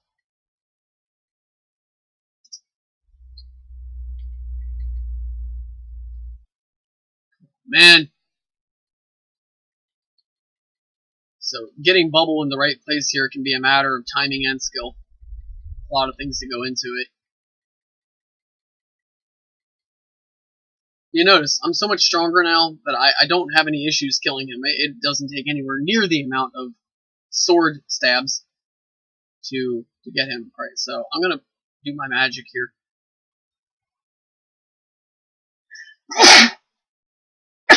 Pardon me.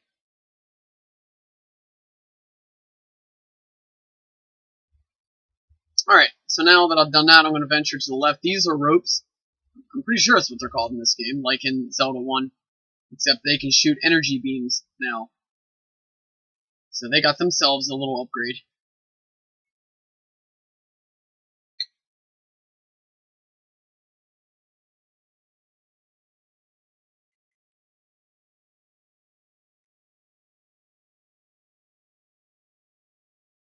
Alrighty. Now, do you guys remember in Zelda 1, you get those statues that will shoot energy balls at you? Well, you get the same thing here. They're just as annoying and obnoxious in this game as they are in the other. You can't kill them.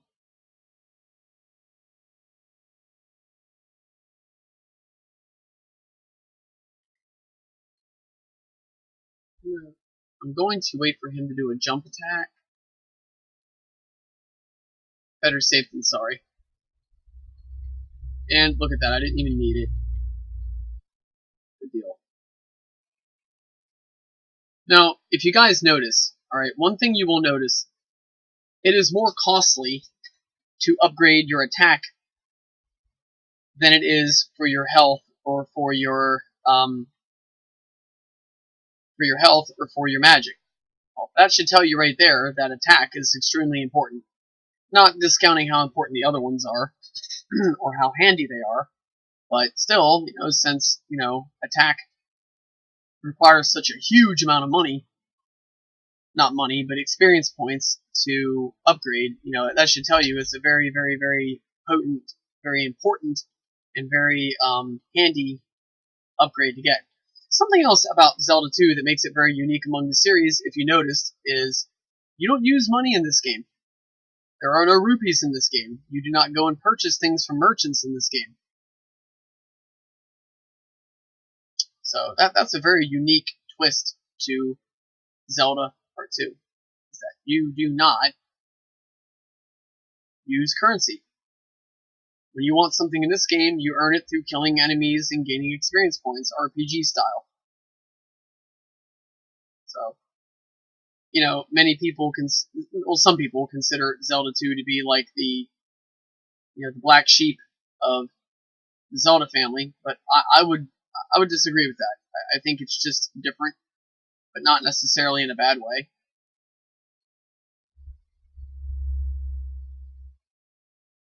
Oh, wait a minute.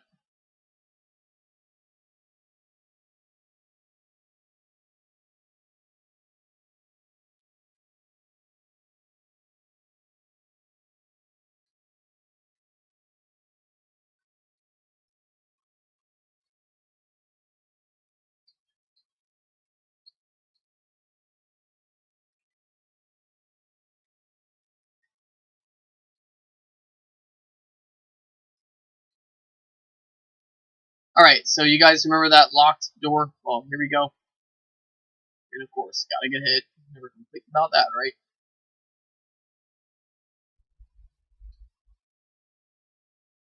Alright, be careful. These little guys here don't pack much of a punch, but they can knock you into that lava. One time, you're gone. Actually, my health is getting pretty low. Can I do the life spell? No, I'm barely not able to do it.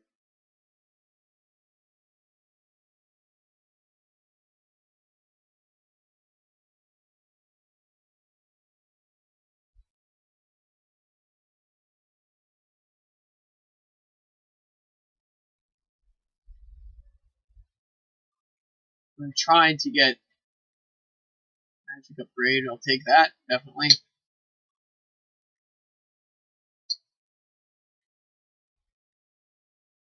A lot of this game can just be a matter of patience. Gotta have the patience to do your power-ups and your upgrades. And when you're in situations like this, I don't want to die and lose a life unnecessarily. That's just silly, obviously. So I am going to take the time to go ahead and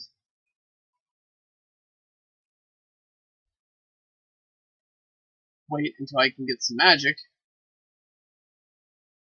I'm going to give myself the life spell. That life spell is bomb. I'm telling you what.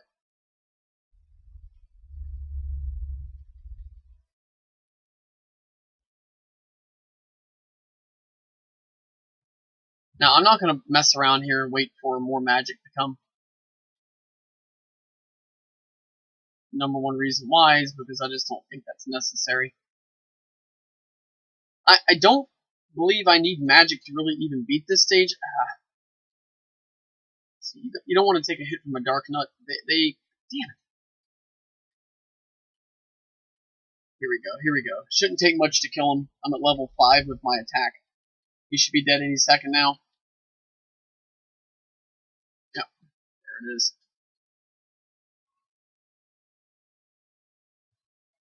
I think this is a magic right here. Yep.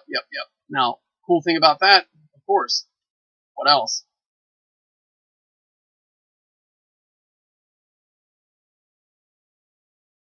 Time it right. There you go. There you go. Okay, hit him about a dozen times.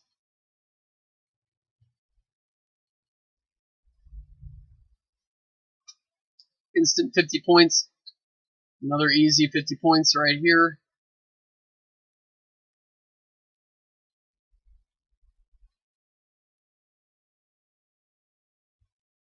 Alrighty. I'm gonna say don't.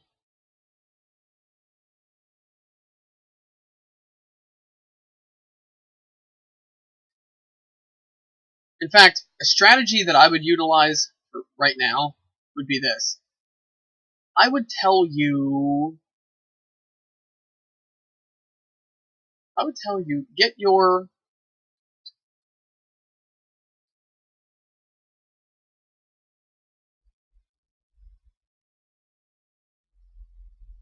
Alright, so you have the option now of powering up your life or your magic. Do not power up either of them. Leave it alone. I'm going to show you why. Not right now. I'm going to show you later in the dungeon here why I say that. Because a lot of people might be looking at me and thinking, what the hell, man, you know? But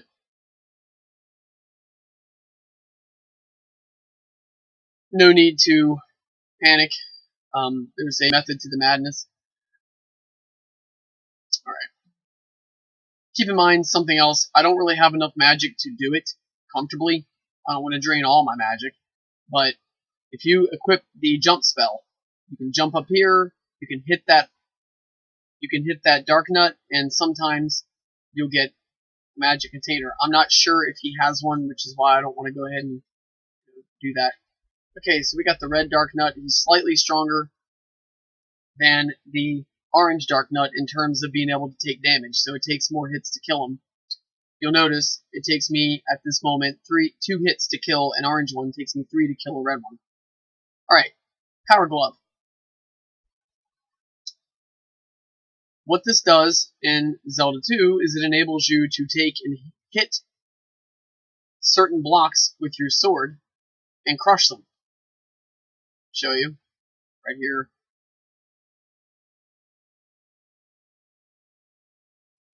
Alright, see that? See that? I could not do that before. So it cranks up your physical strength to where you can literally crush blocks with your sword stabs.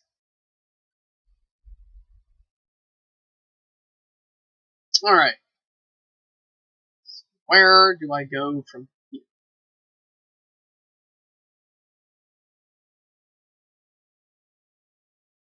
Watch him. They are obnoxious, they're tough, and they can take a lot of damage. And the ones that you encounter in dungeons are capable of spitting out fire. Ah, dang it, I thought I could make it over that. Okay, well, glad I know now. Cool, cool, cool. Alright. Not doing half bad. Okay. I would recommend getting away from those statues that shoot.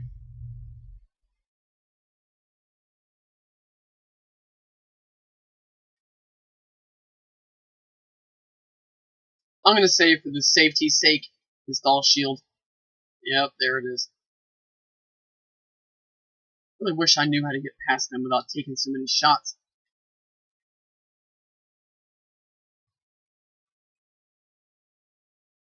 Right, there we go.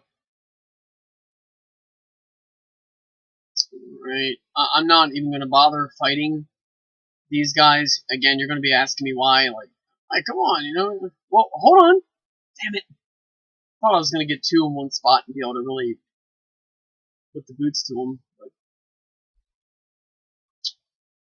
Alright, what I'm going to do. I'm going to hang out right here. And I'm going to kill me some of these little blue guys. That's weird. Normally the blue ones spawn. Probably a glitch. Oh, okay.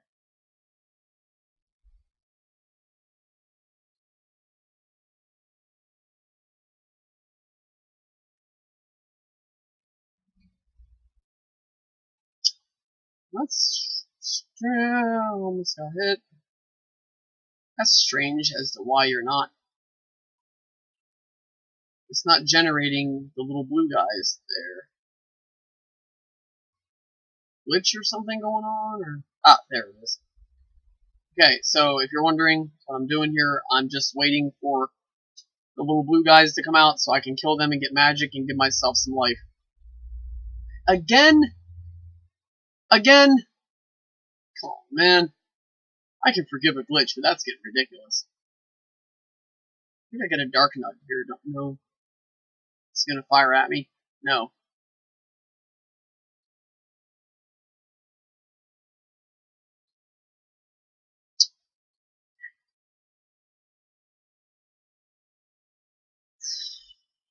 I'm not really comfortable fighting the ogre. I'm too weak. If I take one hit, I'm probably gonna be down for the count, so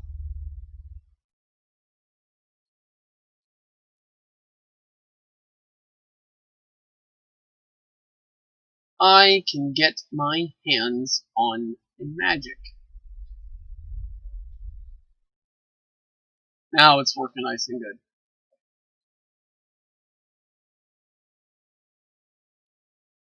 If I get one more magic container, a blue one, I should be able to go ahead and give myself life here and be able to go on about my journey.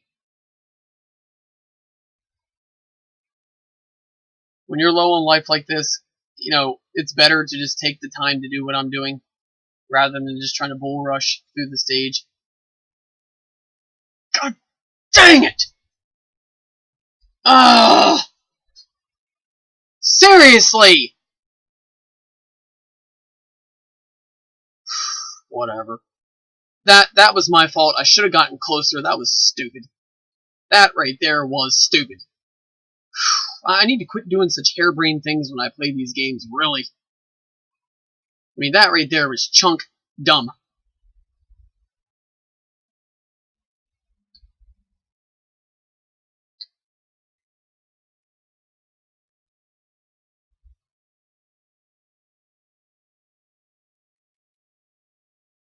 Whatever. Anyway, you know, I am too experienced with this game. I'm too good at this game to be doing dumb things like that. Really. Oh, I don't have the key, that's right.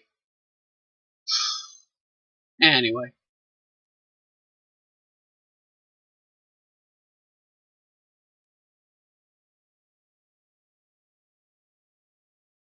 Alright, equip the jump spell. And get yourself killed anyway. Yeah. Really setting the world on fire, huh? You know, I know this is just a game, but that right there is just ridiculous. I'm a better player than this. This is absurd. Right there.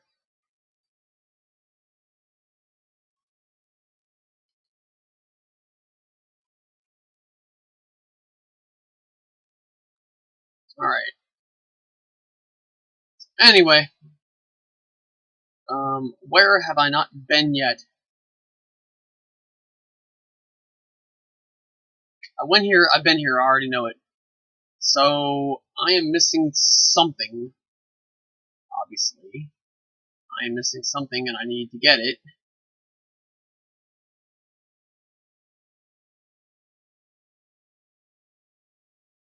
Alright, so...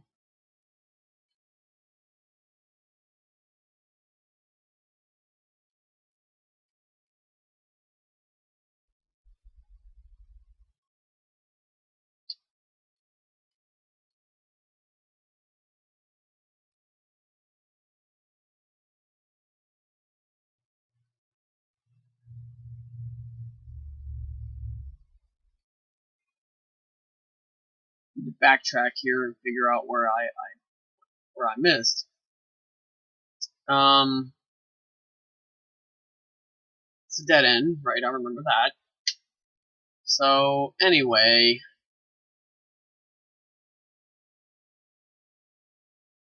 And this way takes me to that area where the blocks fall down. So, that can't be it. I just cannot believe I died twice in a row like that. Jeez almighty.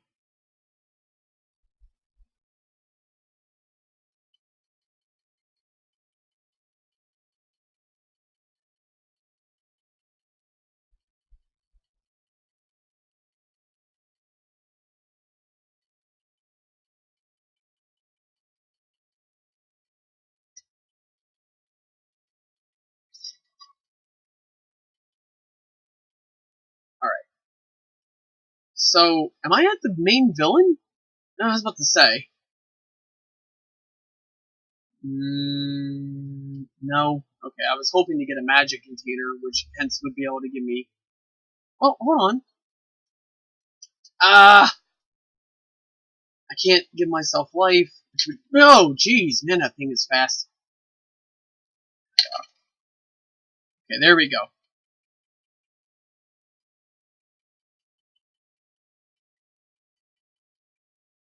Here we go, here we go, boom. I think there's another bubble right up here, right? Nope, not yet at least. Okay, so we got here. Do not get impatient and jump prematurely. He will knock you into the lava. And don't stand there and stab at him when he's, 2 inches away from you, like I did, because that will get you killed.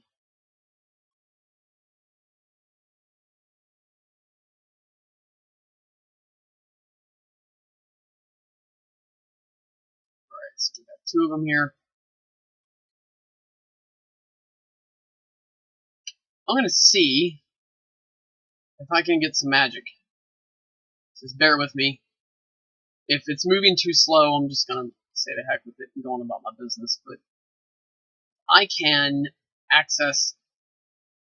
I think I need 1 magic container, 1 blue magic container, and then I can go ahead and give myself the life spell, which will crank my health up all the way to full.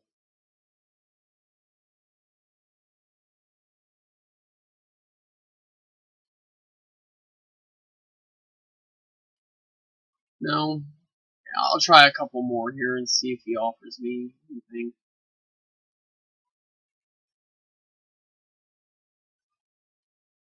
Ah, okay. You gotta be kidding me, that's not enough?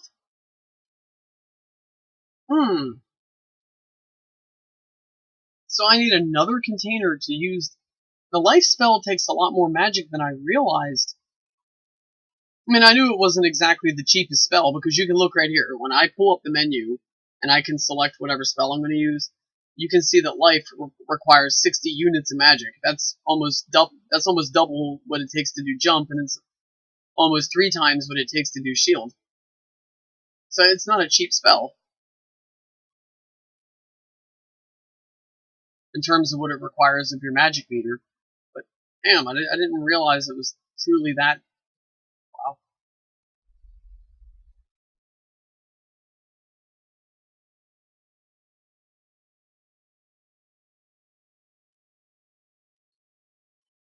Here we go. There it is. So you got something for me? Well, I can throw my sword at beams now, so I can hang out here without so much fear of getting hit. Maybe I can. No, I don't think I need any more magic right now. Anyway, would it come in handy just to simply have it just in case? Yeah, but oh, here we go. Speak of the devil. Woo! Dang it!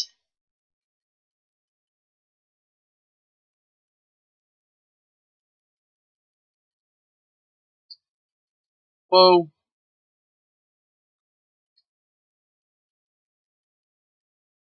It takes 7 hits for me to kill him as of right now. All right.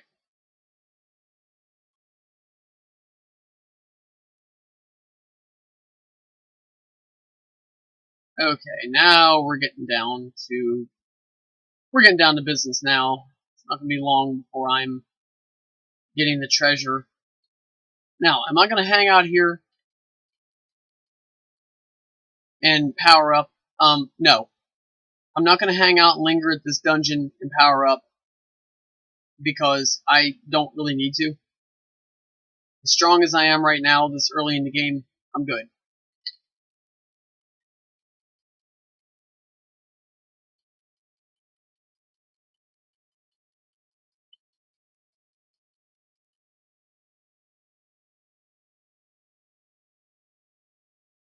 Alright, so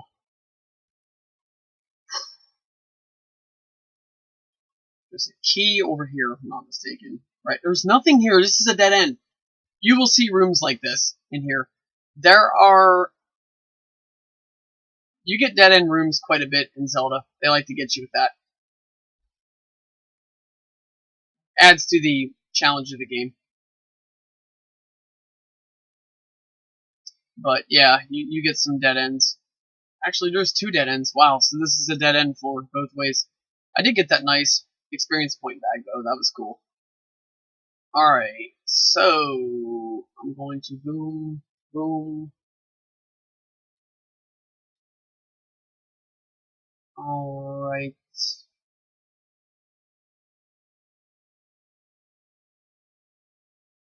I am either close to... I might be...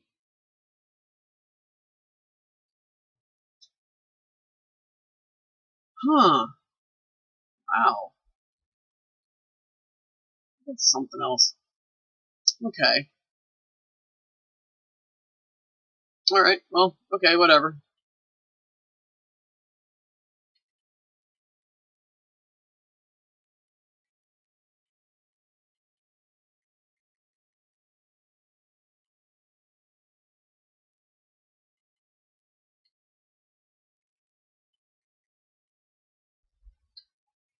Jump down and get him. Alright, so good news is I have almost enough magic to give myself the life spell if I need it. I have enough life to where I don't really need to be paranoid about dying. Bad news is lots and lots of dead ends here. I went this way before, did I not? Wait, maybe not. Some of this doesn't look exactly familiar.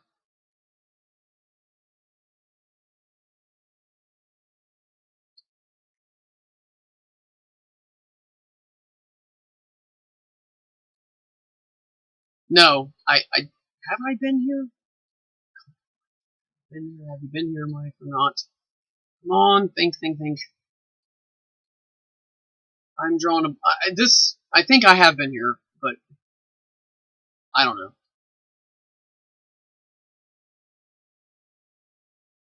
Good news is though, if I go through here,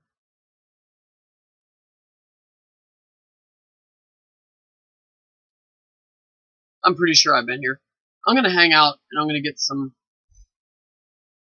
I'm gonna hang out and I'm gonna get some magic because I want to give myself the life spell.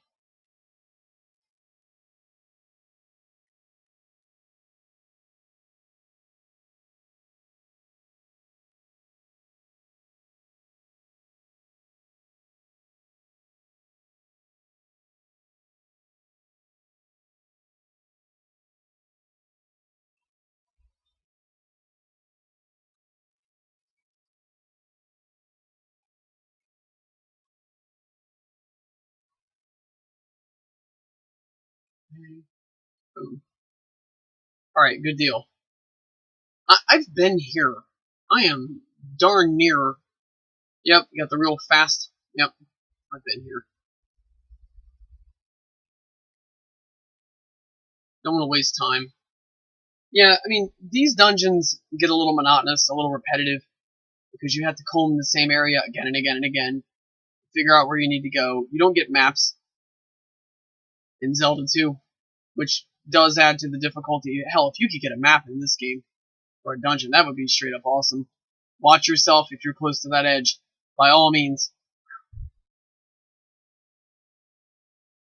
Alright, boom.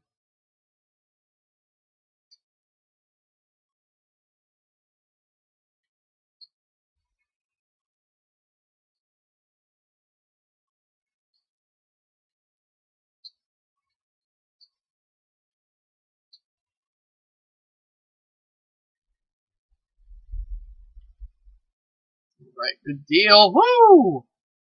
Dang it.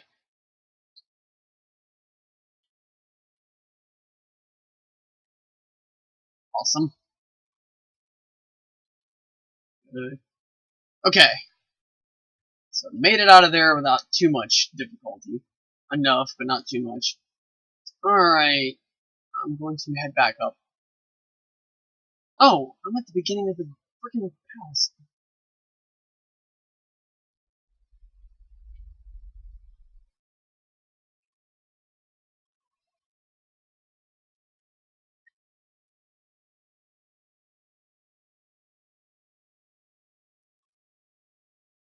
I'm pretty sure they always give you a magic. I don't think he comes to life at all. Alright, so there we are.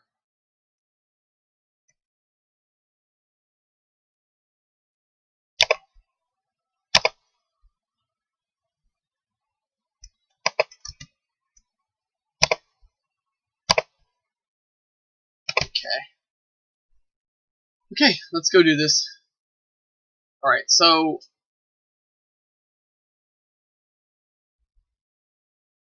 I need to find the treasure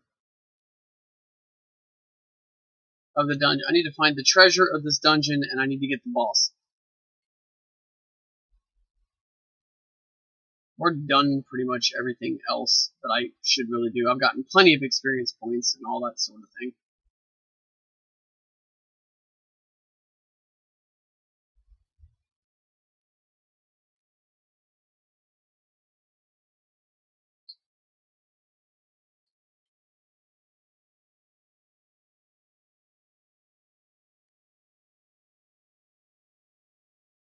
Okay.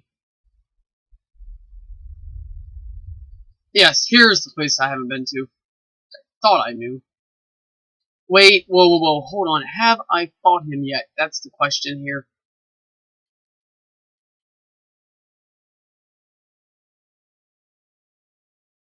You get two of them. No, I don't think I have been. Jesus, what is with my timing? God sakes.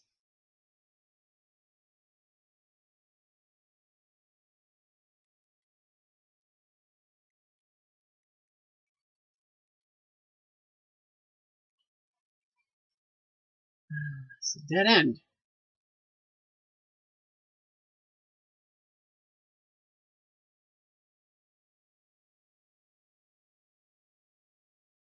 Thing is, if I could find the main boss of this stage, I'm pretty sure I could get him.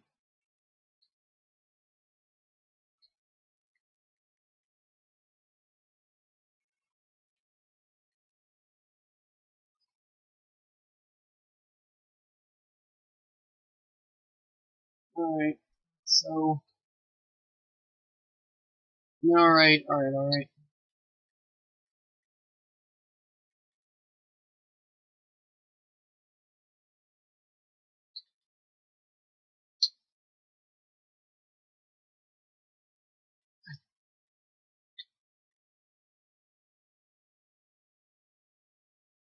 I'm gonna do the smartest thing I could do right now since I have taken so much damage. Shouldn't have to do this, but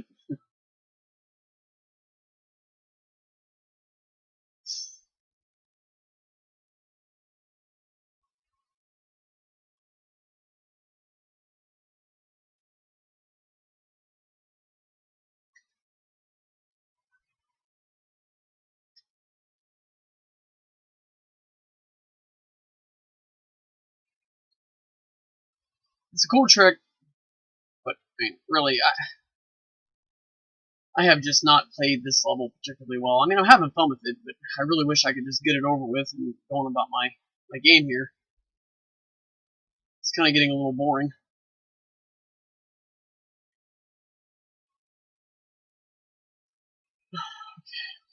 So I can't go down.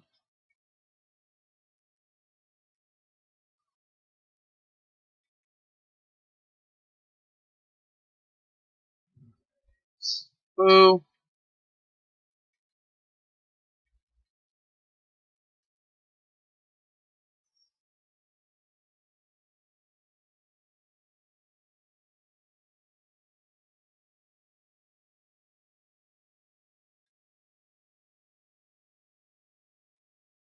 Okay. Well, he froze in midair like Trinity from the Matrix when she does that kick.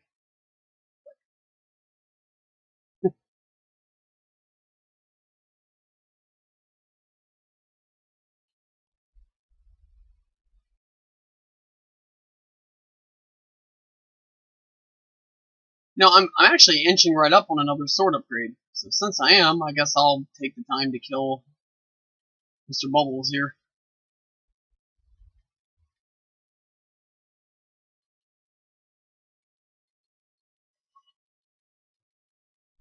Alrighty. So, got him. I don't want to have to bust out a map. I really don't like to use any unfair advantages when I'm playing these games. I mean, again, I know it's just a game, but still, I try to play clean. The only game I'll use, the only game that I'll cheat with would be like Ghost and Goblins, Silver Surfer. Those games are hard as all sorts of holy hell. That's a game right there where I can plug in a cheat code because I really can't have fun with the game if I don't.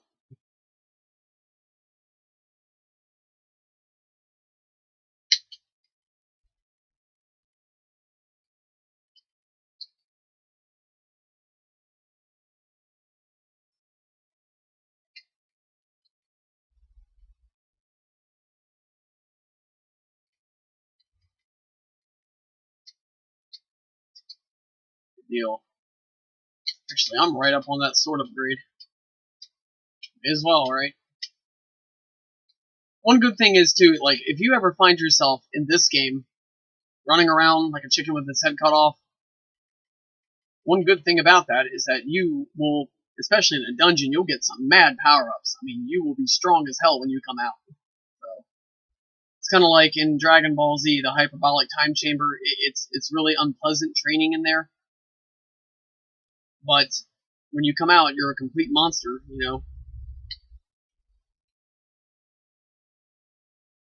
So this does get boring. You're like, oh my god, and I apologize to viewers. You're watching me and I'm repeating the same thing 850 times here. I try to keep my gameplays flowing nice and smooth. A to B, nice and quick. So all we need to do is kill one more of those.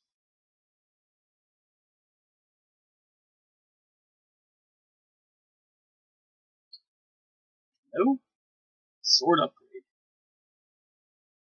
There it is. Alright, so my sword is close to being fully upgraded this early in the game. With that said, I'm going to come over here and I'm going to...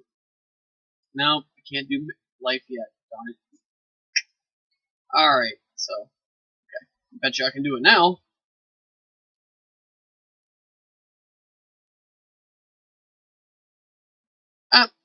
That's... Okay. So, let's not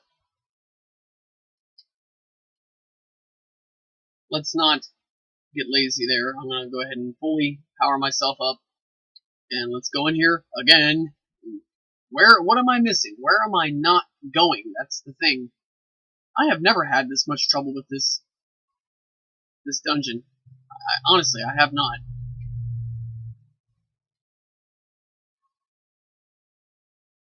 Okay, so this right here, you go down. That's a dead end. We know that already.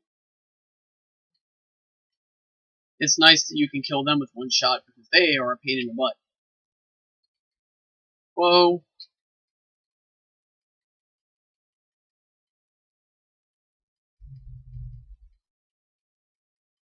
So it takes 21 hits to kill the bubble. That's actually not bad for a bubble. These things can take around 50 hits. 50 hits when you're at your weakest. So, whoa, hold on. No. Don't want to go there. I know that's a dead end. So,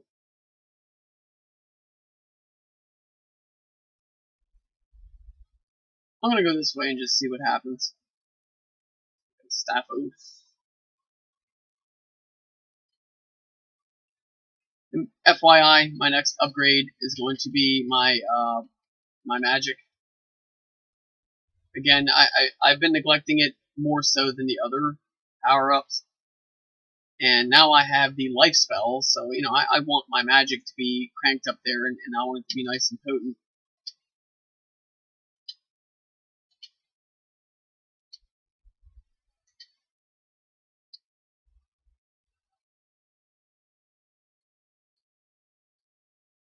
And he's going to go ahead and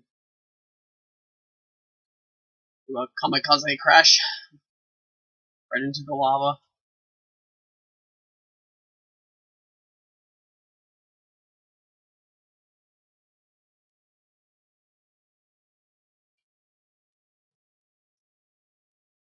Dark nut.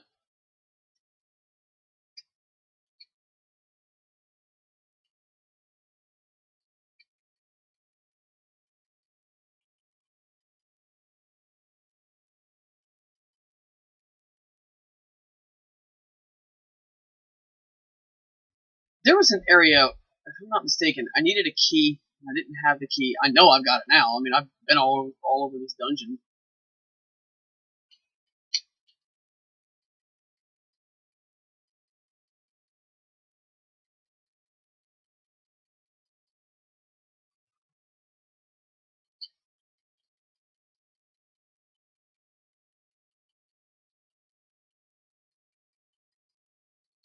Should be good now. Coast is clear.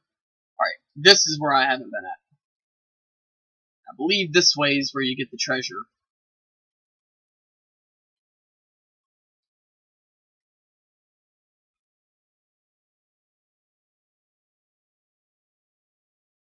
Alright, we got the falling blocks. These are always fun, right? Here we go.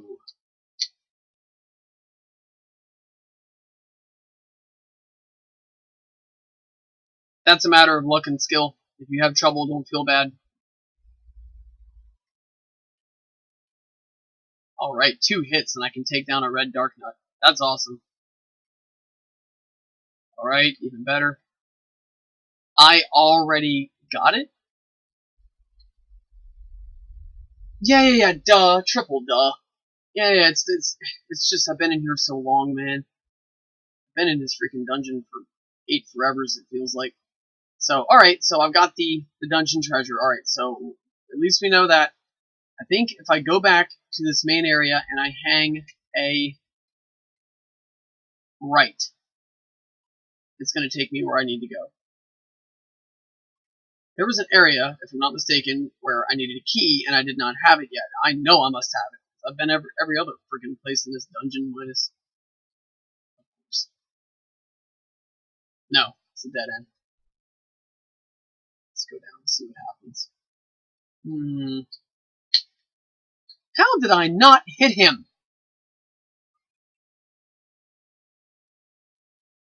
Alright. Definitely.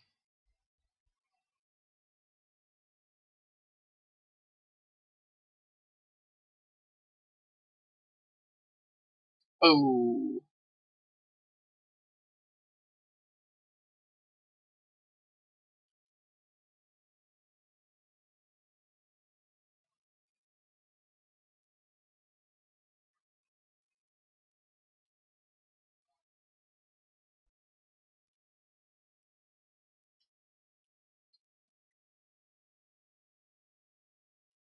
Whoa.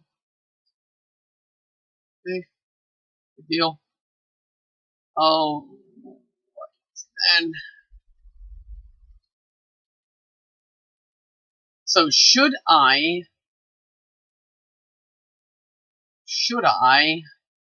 upgrade my health when they offer me that option?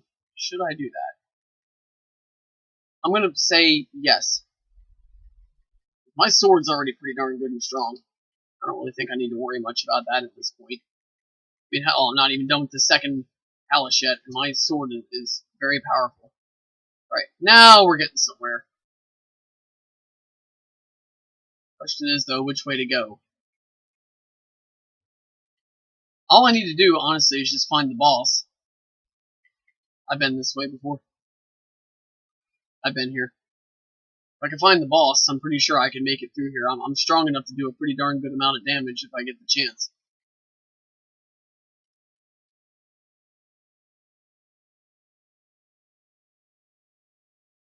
Is this him? No. We do have the ogre here. Oh, here we go. Nice. Just what I needed. Okay. Yes. This is where I need to be. There is a lock and door right over here. Memory serves me right. There's a lock this way, and I didn't have a key for it at the time. I must have what I need at this point. Good deal. I'm really racking up some experience points, though. That's always the good thing. If you're stuck in one of these dungeons, here it is. I don't have a key? I could have swore I got a key. Okay, well, I'm really going to have to exercise the skills here. I don't want to fall into that lava. So you see, I just equipped the jump spell. There we go. Alright. So, okay, we know that this is going to lead me over to a lock.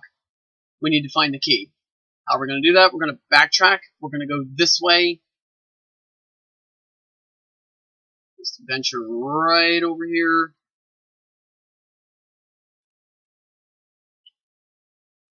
Again, do not let these hyena men touch you, because they take away experience points, which really would suck. Here it is.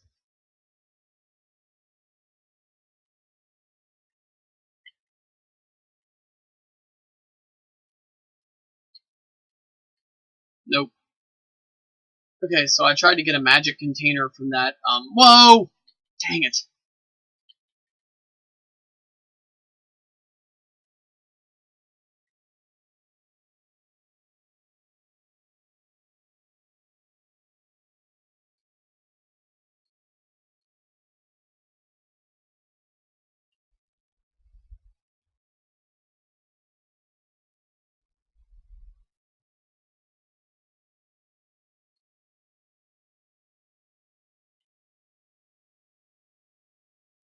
Alright, so I can access this locked door here.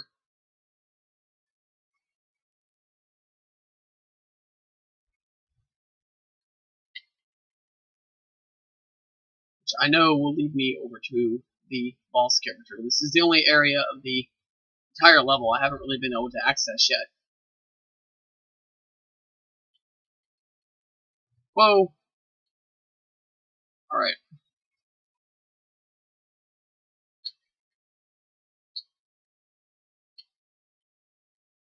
Okay. Can't keep letting him hit me like that. Alright. Actually, hold the phone. If I kill a couple more bad guys, I will be able to power up my health, which would give me a full health meter. Alright, sorry guys, didn't mean to tease you with the boss fight there, but I don't want to risk it. Come all the way back down here. When, in fact, I think if I just hang out here for a minute and wait and let that dark nut respawn, I can get my health back.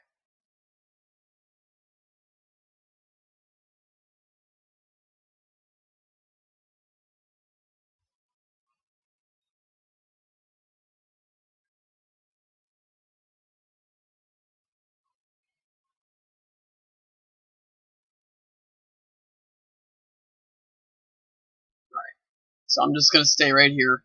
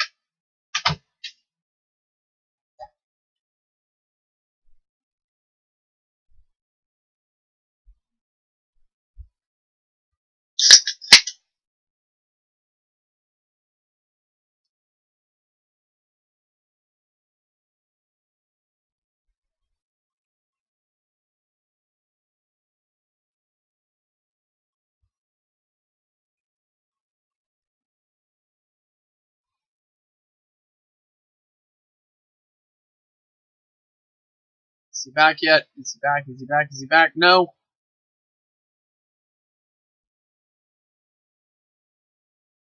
Okay. So, alright, alright. I'm gonna throw caution to the wind. I'm gonna try. Damn it.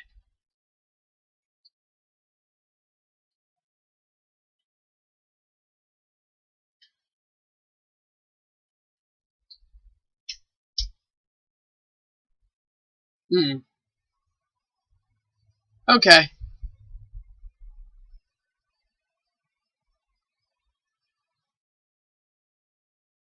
So, an inconvenience, yes, but not the end of the world. It's not that hard to get back to where I was. Um,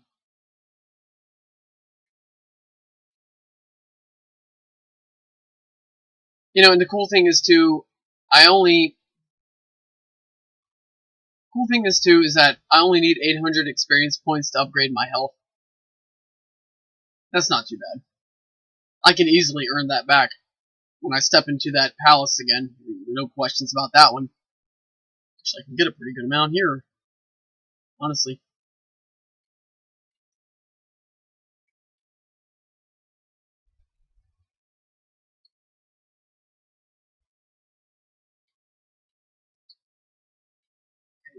Okay, two.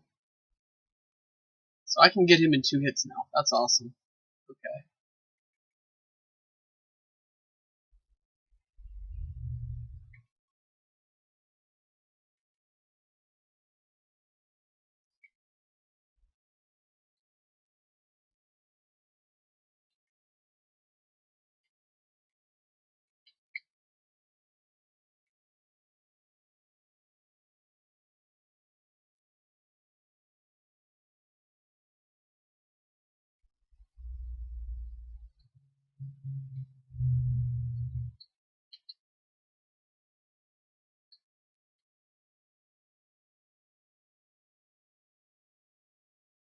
But I don't have enough jump magic. Perfect.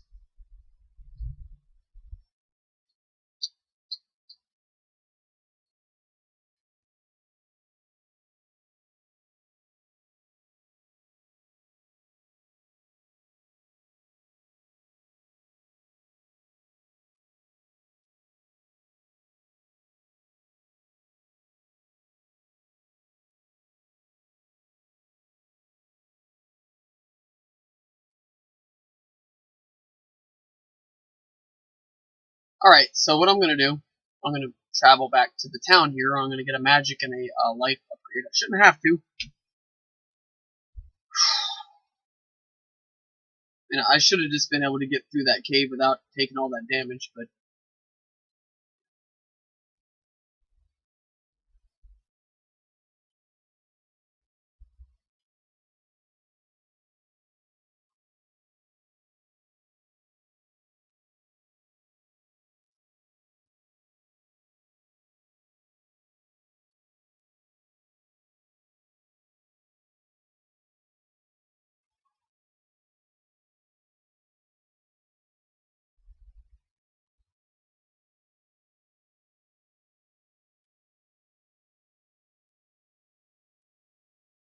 alright.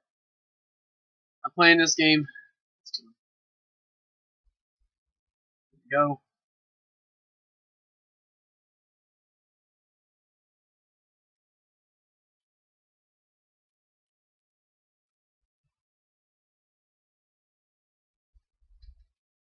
Alrighty. Good deal. Got my magic all back up. Just in case. I doubt I'll need it. I think I can take him without much trouble. Especially if I were to face the right way before swiping at him. Alright, there we go.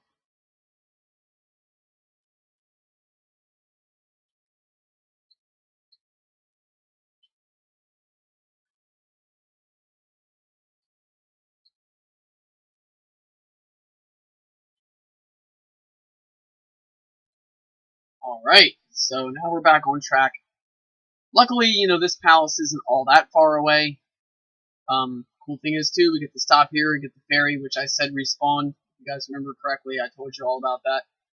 Okay, so...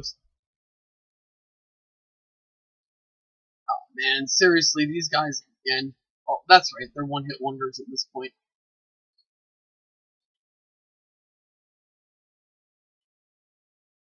You can't hurt them with sword beams, it would seem. I didn't know that. Okay, okay.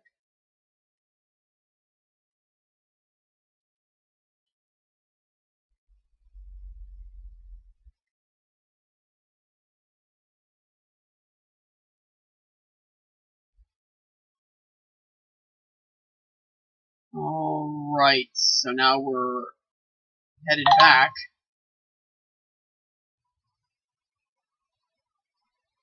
One second, please.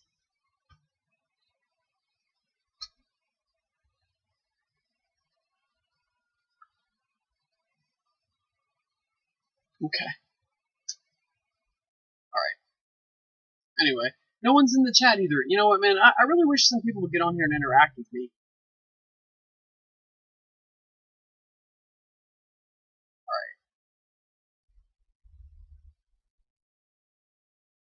I wonder, did that magic... No, I shouldn't go check. I was going to check and see if that magic that you can collect on the field there had respawned. Be careful with these birds again. They will take away experience points and a pretty good amount of them. They may not look like a big threat, but they are a serious... They're a serious pain in the ass. So, just be careful.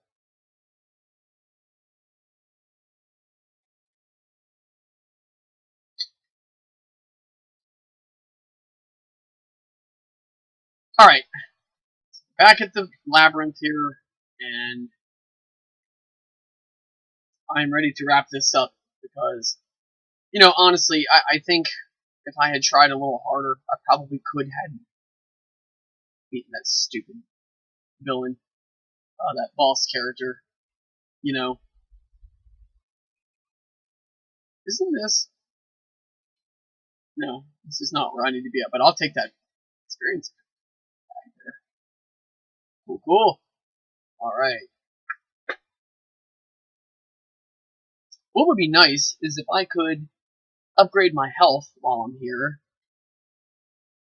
and then also get the upgrade that I get for beating the boss character. That would be awesome. That would be ideal.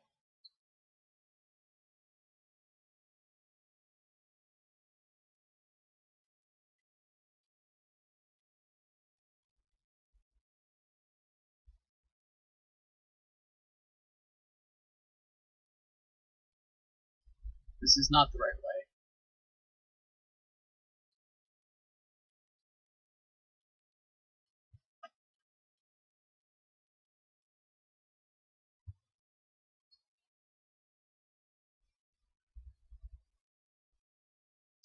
So I need to find where I was at before. And like I said, I don't like to use maps. I like to just, I mean, especially at this point, I should be able to play this game and not need to use any maps, really.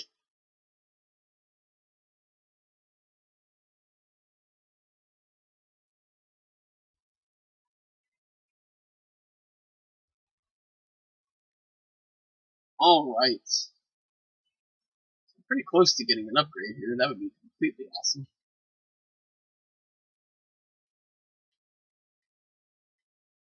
Alright.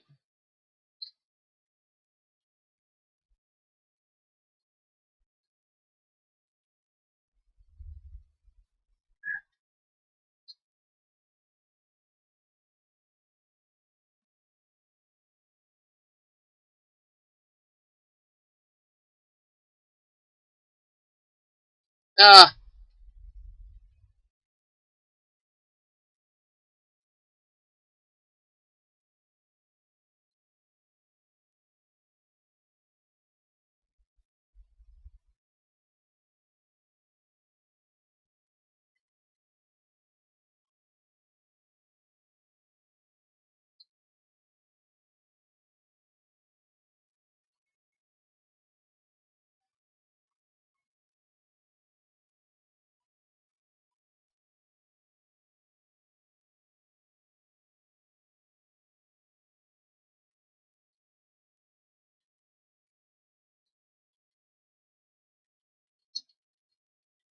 I think this is a life upgrade.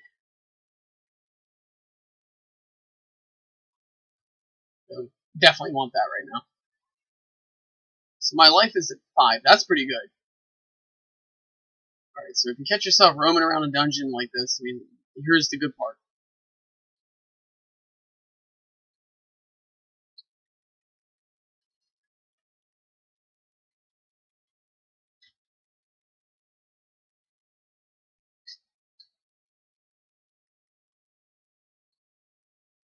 Alright.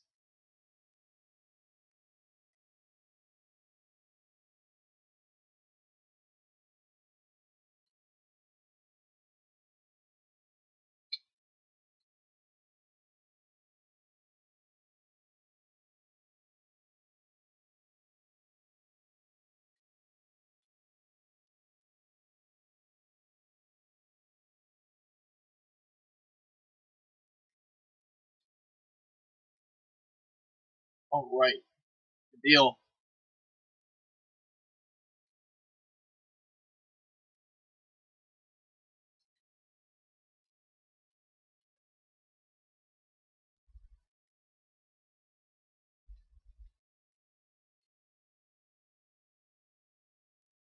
Hey. Alrighty. So, here we go. Ah.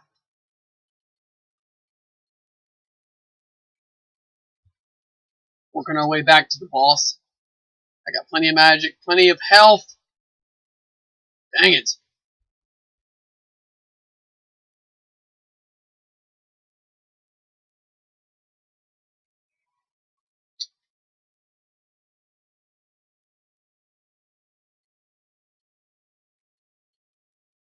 Now, we go past here.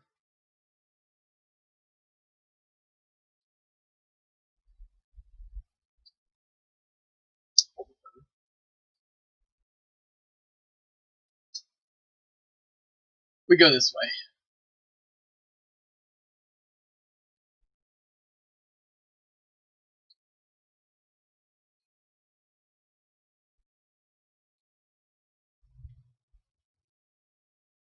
Alright.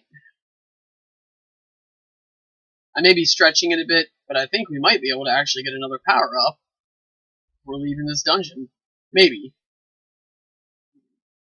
We can hope. Alright, so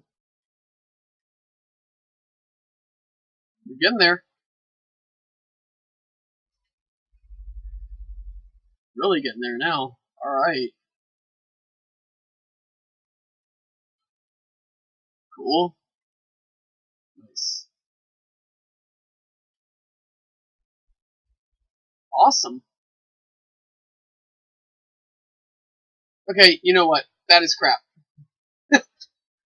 I'm only 20 points away from an upgrade. I'm only 18 points away from an upgrade. Right? And I just barely missed it, and I'm at the boss fight. Whatever, man. Just in case. Oh, you can block his shots with your shield. I didn't realize that. But, you know, he's a boss, you know what I mean? I didn't think...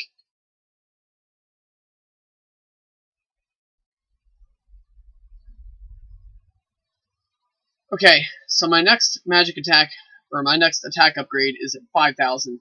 So, here's what I'm going to do. I'm going to take it.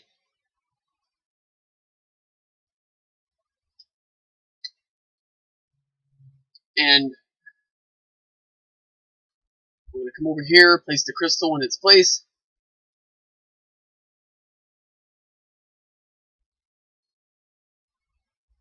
Oh, that upgrade that I was offered was because I killed the boss, not because I placed the crystal. Every time you place a crystal into its place, you get an upgrade offer. So what I'm going to do is I'm going to say no to that. I'm going to take the points, of course. And yeah, I'm going to take the points here, which is good because now I only have to have 3,500 to get my attack upgrade. I'm going to do another attack upgrade the next chance I get. Alright, so I'm going to cancel. I'm going to hit pause there. I need to take a potty break. I will be right back.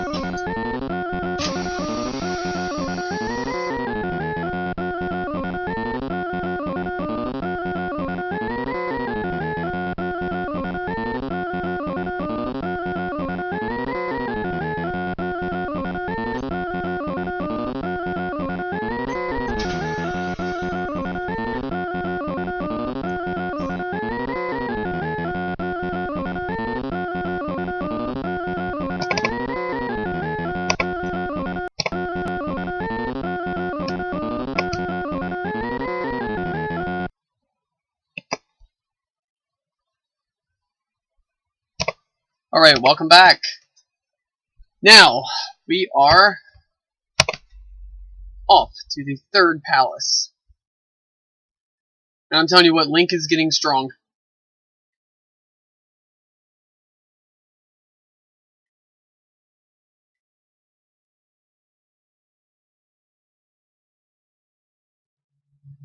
So again, one of the advantages is if you ever find yourself running around a dungeon, it's not an aimless waste of time. You get power-ups for all that, which is very handy. Very handy. Alright.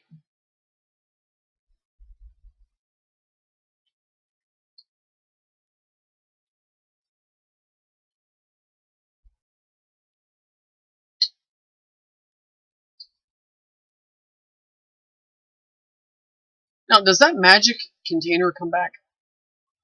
It does! That's nice. Okay, because that's the case. I'm going to go ahead and give myself a life spell. But I'm going to do that. I went through this cave, did I not?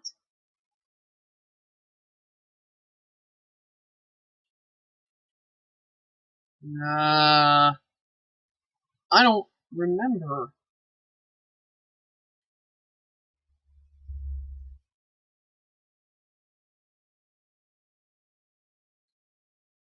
Let me check just to make sure.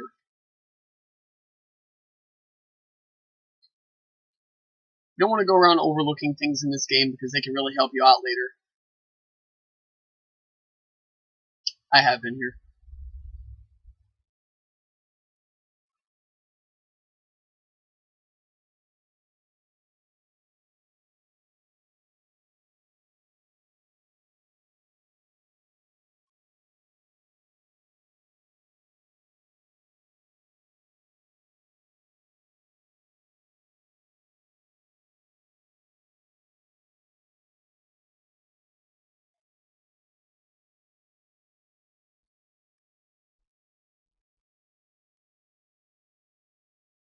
Alright. I'm going to recommend when you cross these bridges, cross this one. It's less risky to die when you cross this one. If you go to that bridge with the hot water bubbles that come up, well, I mean, actually no, neither of them. they're both pretty hazard free. I mean, these guys right here don't do a lot of damage. And plus, you're inching up on a town, and don't you have a fairy? This is a experience point bag. I think I already got it.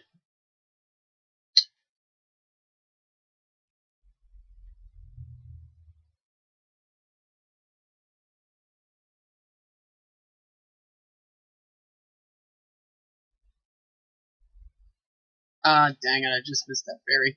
Okay, so we got the town. Let's mosey on through here.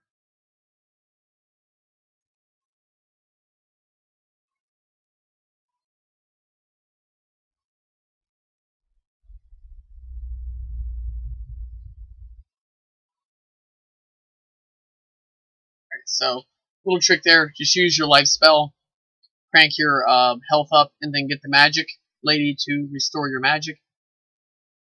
You don't have to go to the magic lady and to the health lady if you do that. So, alright, let's go ahead and get the guard here to put the bridge down for me. And we are set to go.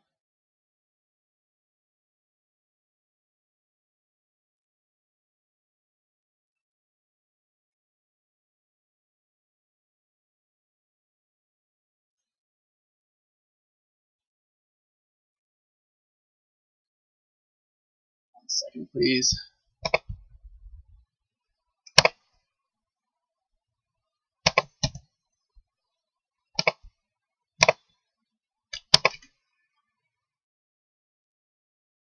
Okay, Death Mountain. Fun, fun, fun. You know, they give you Death Mountain this early in the game, right? So, in all the other Zelda games, you normally get it at the midway point of the game, or you get it later in the game. Zelda 2 takes it to a very different direction yet again, and gives you Death Mountain early in the game. So, if you haven't taken the time to really power yourself up, you're going to have problems. I would not be flying through all these enemies like I am so easily if I hadn't took the time to power up, which takes a pretty good amount of patience, and it takes knowing, you know, exactly where to find the enemies that are going to help you power up without it taking 5 years.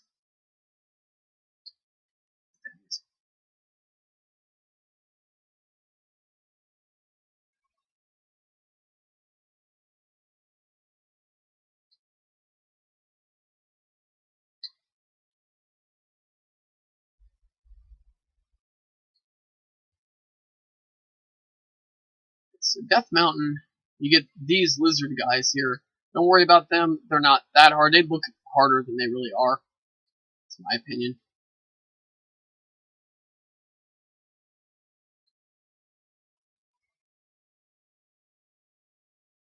I don't remember what the best route is to get out of Death Mountain and to cross over to where you need to be at. I'm going to experiment a little bit. If it gets too repetitive, I'm going to bust out a map. I hate doing that, but you know, I will if I have to, because I don't want people to have to watch me repeat the same thing 95 times.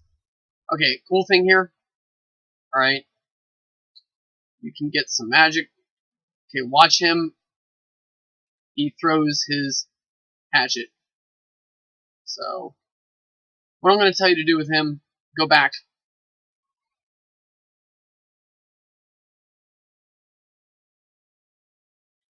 Dang it.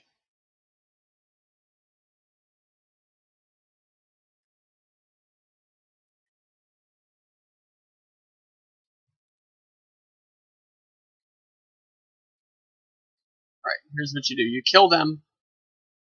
You come over here, use jump, life if you have to. Get that. Boom, you have got it. Nice. A+. Cool, cool. Alright, so here we go. Seems like we're doing it. Doing well here.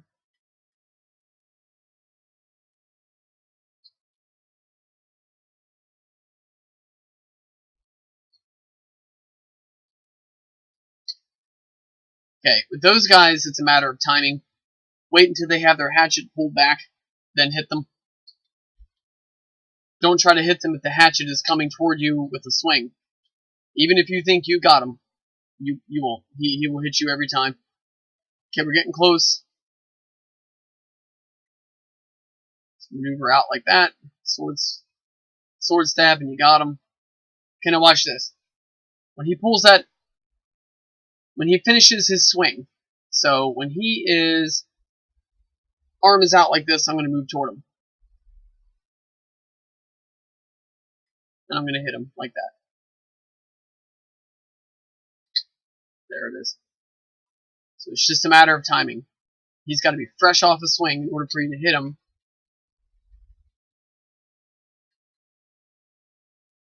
And hit him without absorbing damage. Alright, I'm going to say don't bother with a life spell. I only took one hit. So, alright. One more, we got her.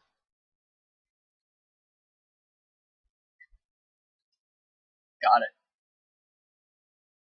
Okay, so what am I going to do?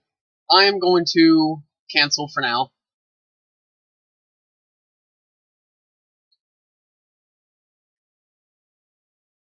I'm not going to bother upgrade. Okay, so remember, when he swings, 1, 2, 3.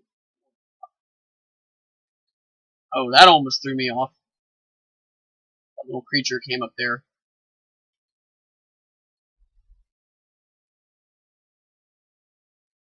There we go.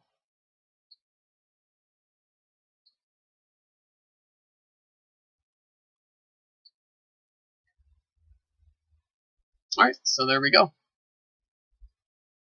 Okay, come over to this hole right here. Install your shield magic. Have that equipped, ready to go, because you're going to need it, because here he comes.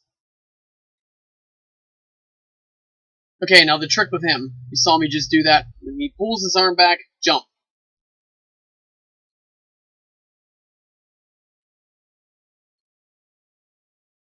Oh, he can hurt me because I don't have the reflect spell. I thought I could block that with my shield, but no. Nope. Alright. Whoa. 2, 3.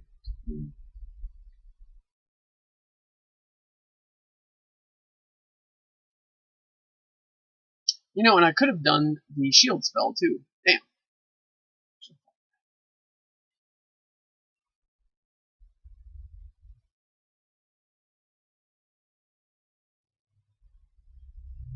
Now, here is where you get a very handy treasure. Not here, but in this cave, if I'm not mistaken, you get the hammer. Wanting to say the hammer is...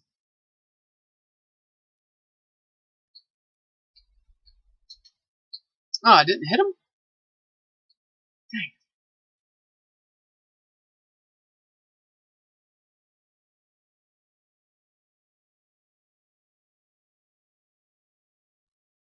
I'm going to equip a shield spell just in case. Boom. Alright, got him.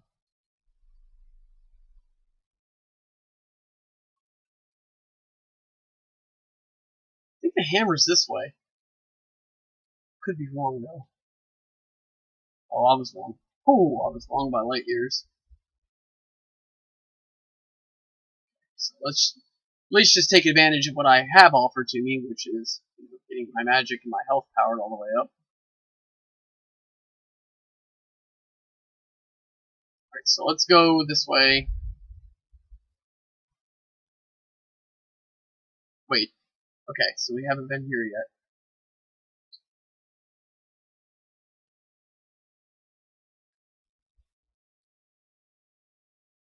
Again, just watch your step. There are bad guys that will pop out here and knock you into that lava, which that would be awful.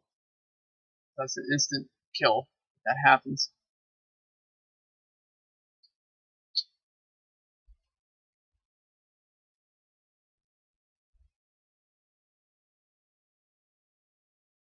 Ah, jeez, man, they do not make this easy on you.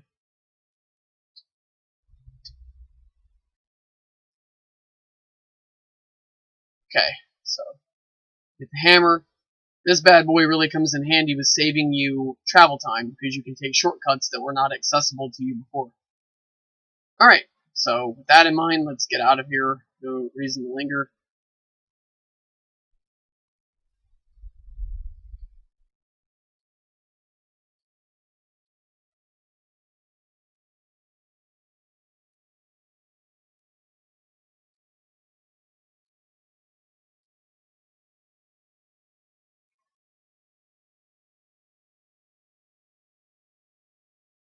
Okay, so ride the elevator up, hang a left.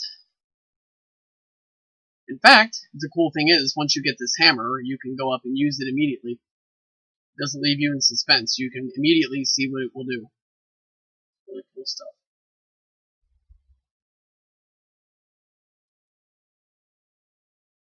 Right.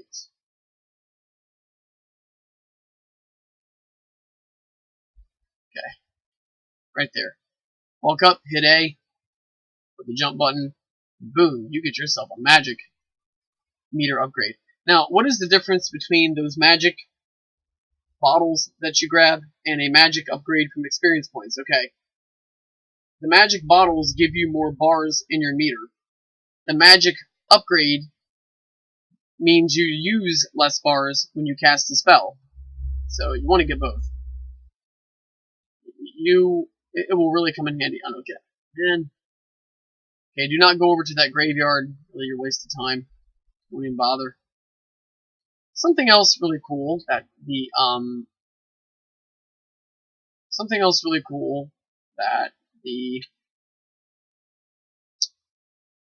hammer can do that a lot of people don't realize because it's a hammer, and that is it can cut down bushes.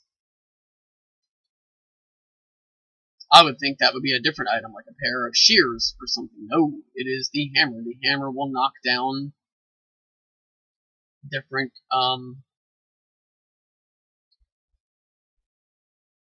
bushes.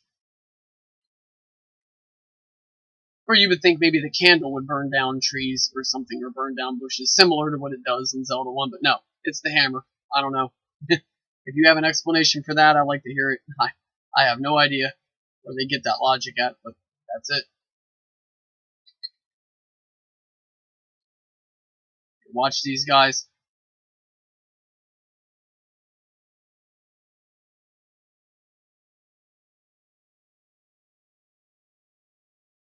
Oh, no, man, seriously. Whatever.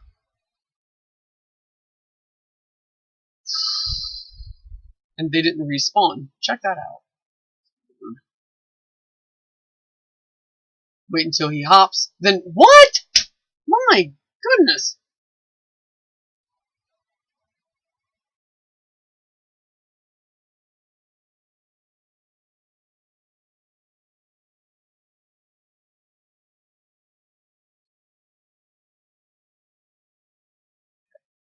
This is stuff I should know, though. Jeez almighty. I should not be playing this crummy.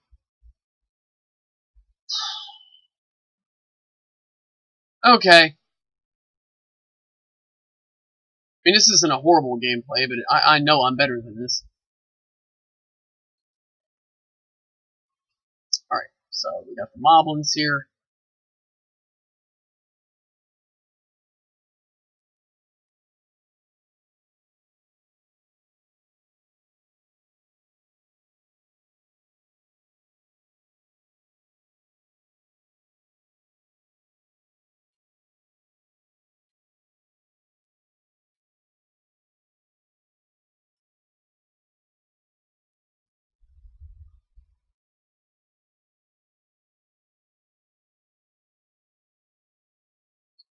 Oh, get out of here immediately. You're not really properly equipped to fight these guys. Just get out of here. Do not bother fighting them. But you absolutely have to, and you know what, really you don't.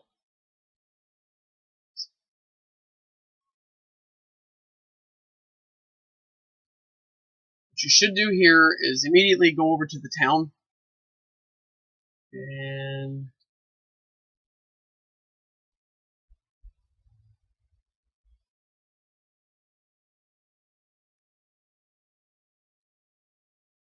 Let's head over this way.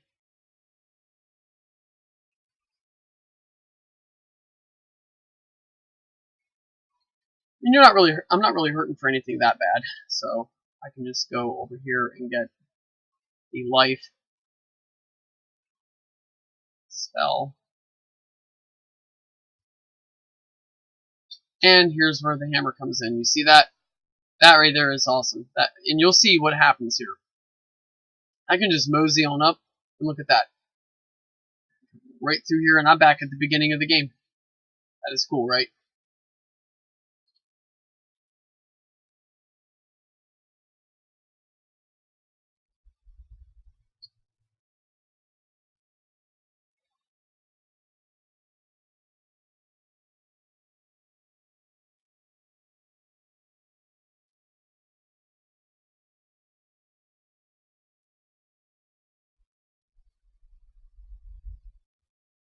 Alright, this here I think is a heart container. Don't quote me on that, but I think Alright, so I get another bar added to my life meter.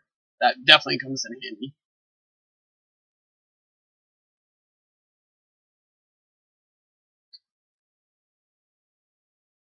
Alright, so we're gonna go here.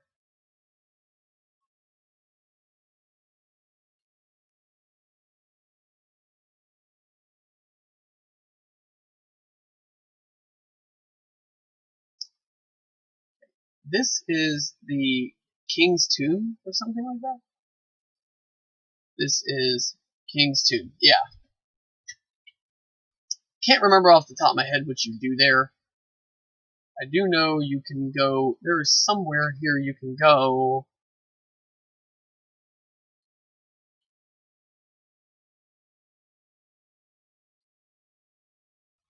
Here we go.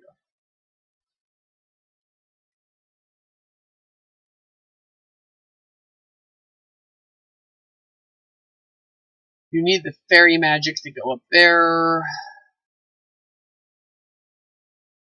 You can't access that yet.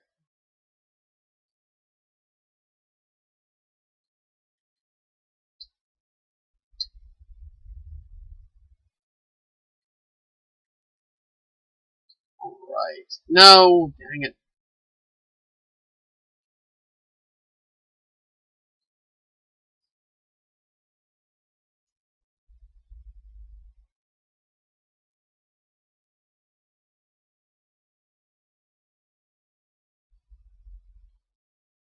Alright.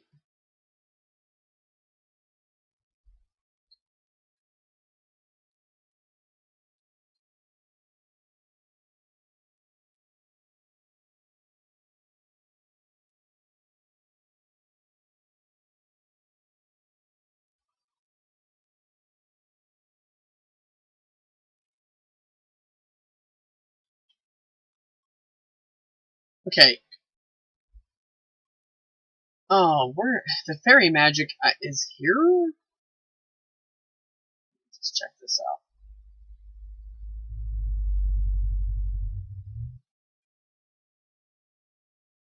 Okay, so that guy, Error, well, now that you spoke to that guy, you can go back and talk to Error, and he will give you a tip on how to access the one palace. If I'm not mistaken, that's what happens. Alright, so I use the jump spell, I hop in here. I think this is the fairy magic.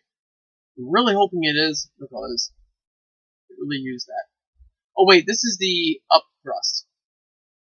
Down thrust. Love the down thrust. That's actually my favorite of the two attacks. This thing is good because you can tear up a lot of enemies that are below you, like the Octoroks, those little spiky creatures that you saw in that cave back there. Yeah, you can put the boots to them now. Okay, let's get my magic taken care of. I don't know if there's any magic spells available in this town or not. Find out. Please, my daughter is sick. Help her. Okay, so how do I do that? Oh, I get that medicine. That's right. Question is, though, how do I go about getting it?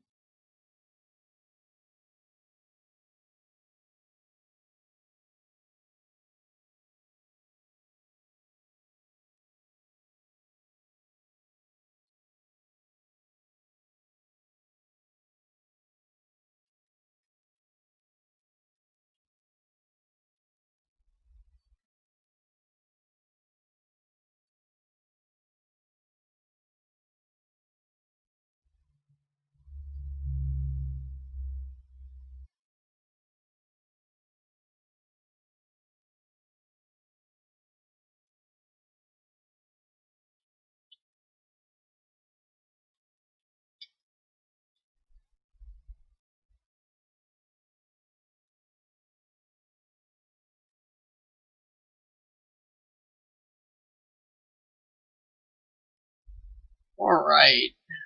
So, what am I missing here? I'm missing something and I know it.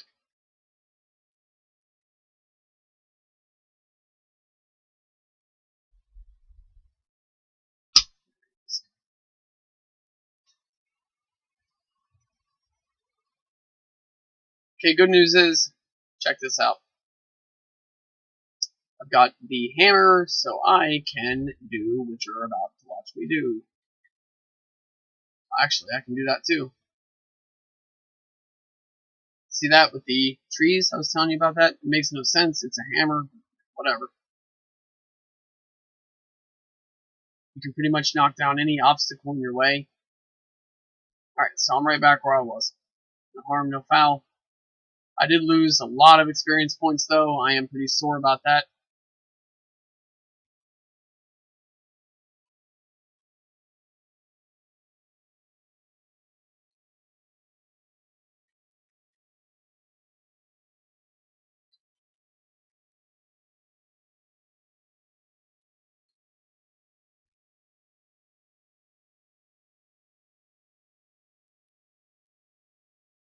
So we got the old sand strikers here.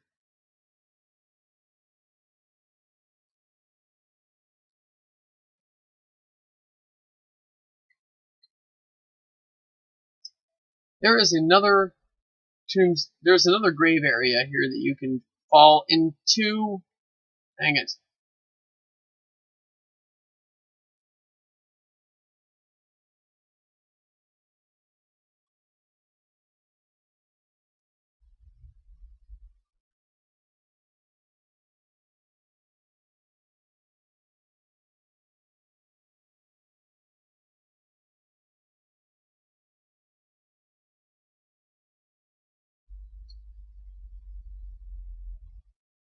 Oh, extra life. I will take that.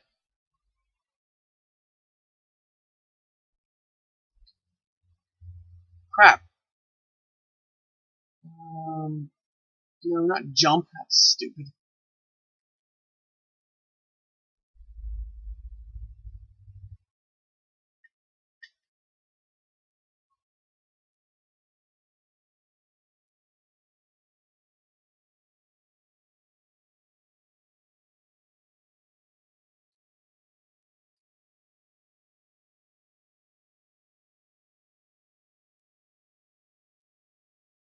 Alright, so I'm trying to find that other secret area here that I am really having trouble digging up. Alright, whatever. So, what I'm going to do, I'm going to go up here.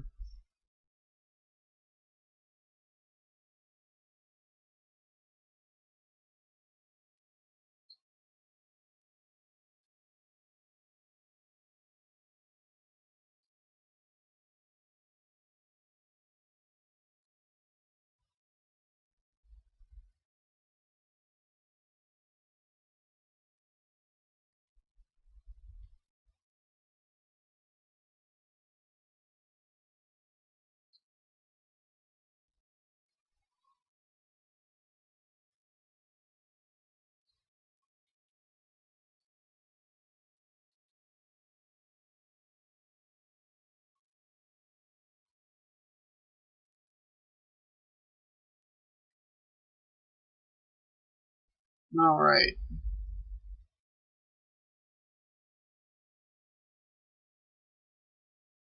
So,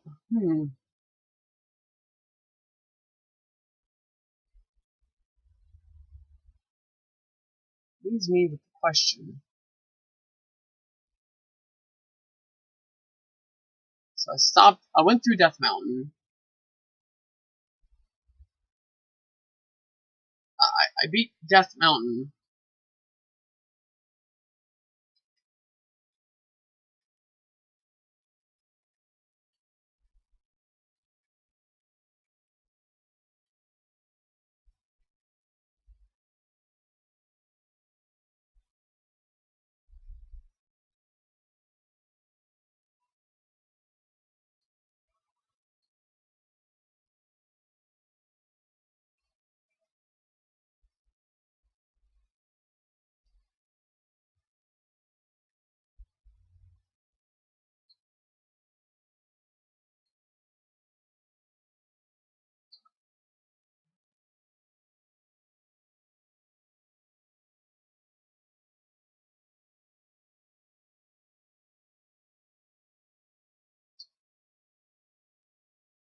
Alright.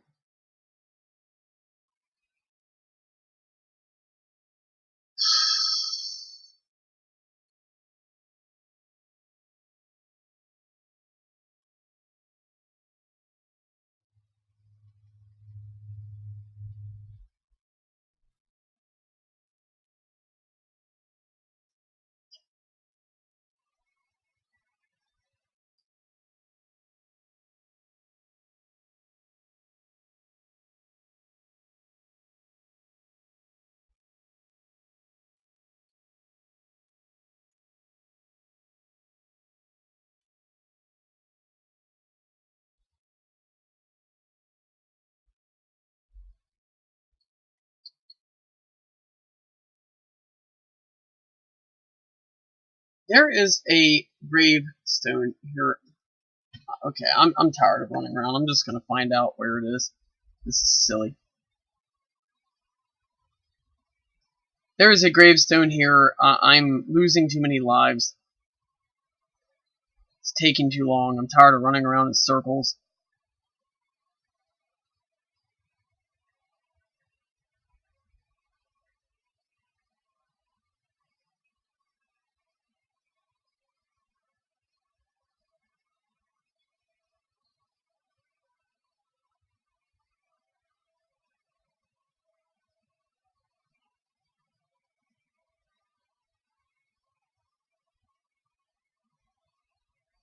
Okay, I was literally right next to it. Okay.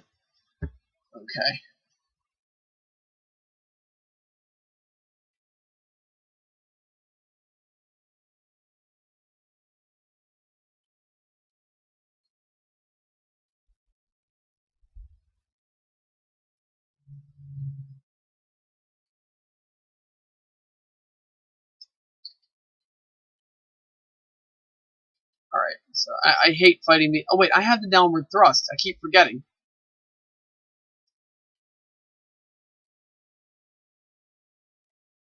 I was literally right next to it. I knew there was... Wait a second, I've been here. But I can't get up there.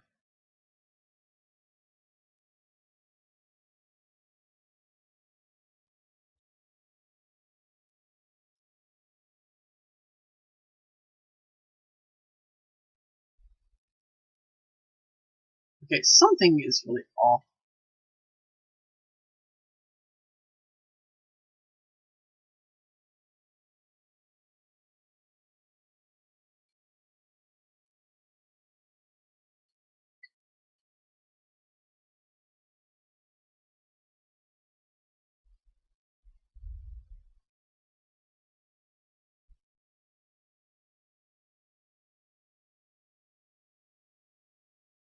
Okay, something...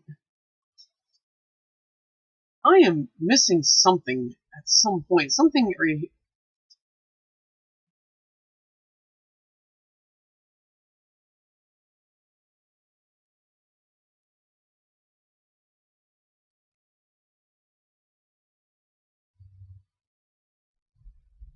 I can't cross the ocean yet. What am I missing?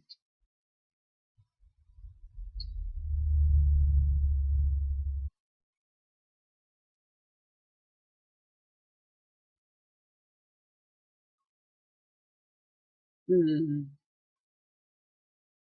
I don't know what to say. I must have missed something in the town here, maybe?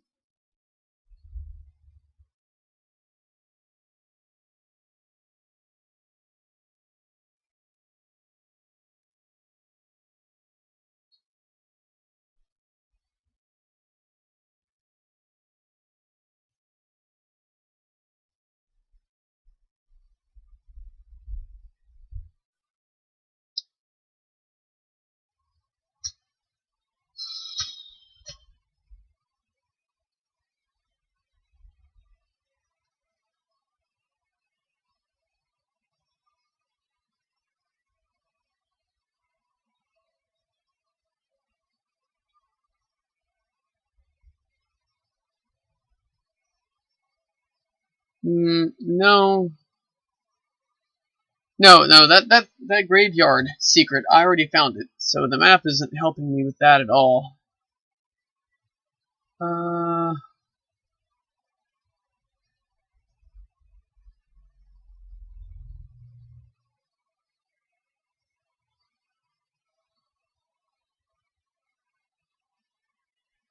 hmm.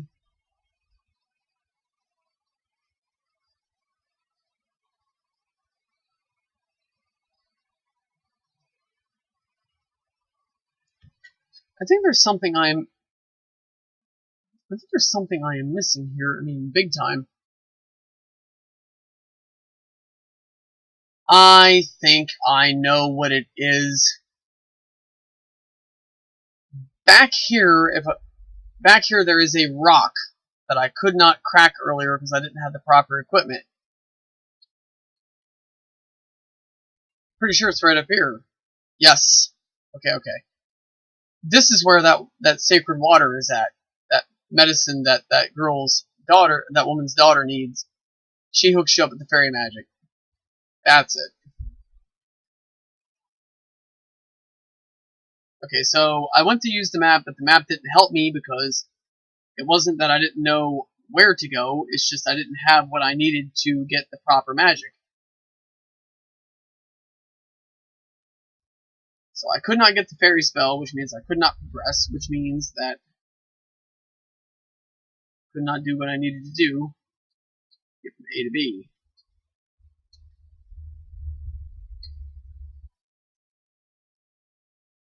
Alright, so, okay, my apologies for the delay there.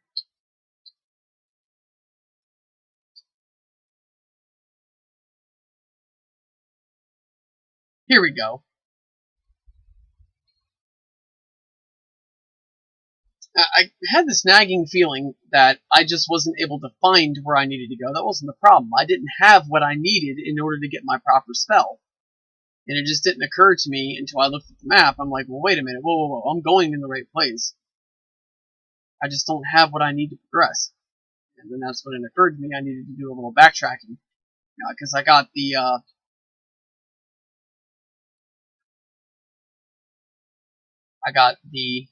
hammer, and that is a very handy tool.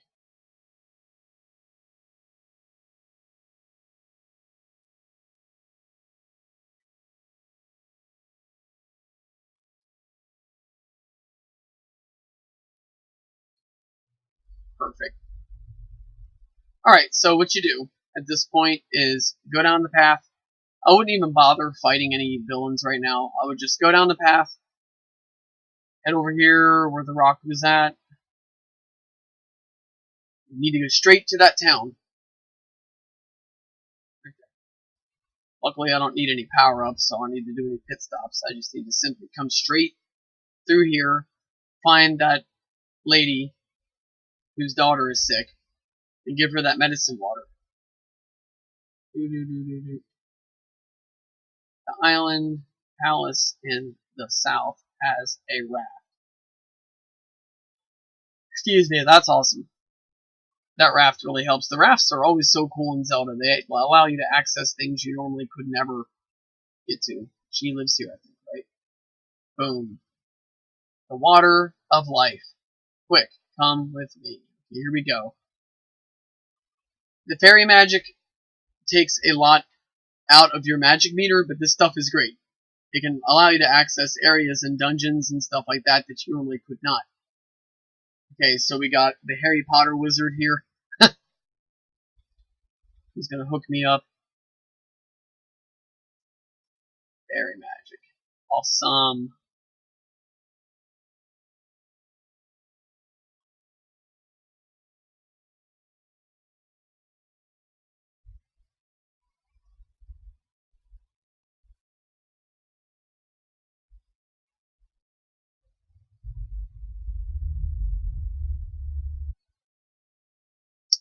Alright, so I'm gonna try to make this quicker and easier than before.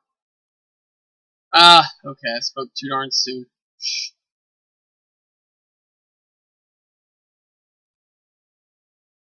Be careful through here. I kept forgetting I had the downward stab. If I had remembered that, I wouldn't have took any of the damage I took before, and I wouldn't have died. I'd be doing that right there.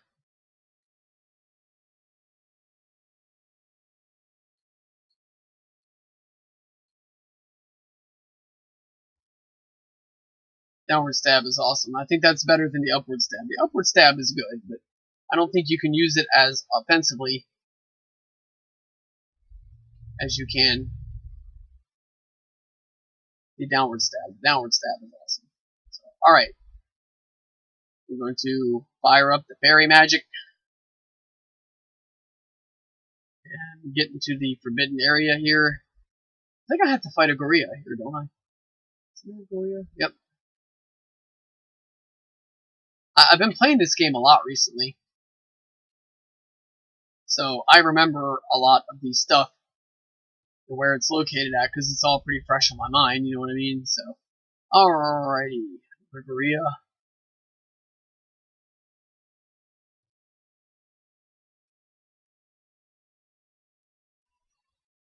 Alright, so hook myself up with life magic.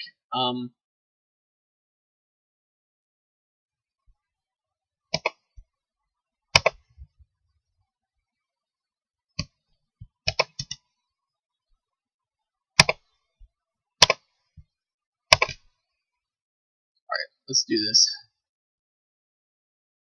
Alright, so what I'm going to do, guys, is after I finish this palace, I am going to end this part of the stream. I will finish the rest here soon. So this is not the end of my Zelda 2 stream. I really like this game very much. I play it all the time, so I'm definitely going to come back and continue within the next couple days.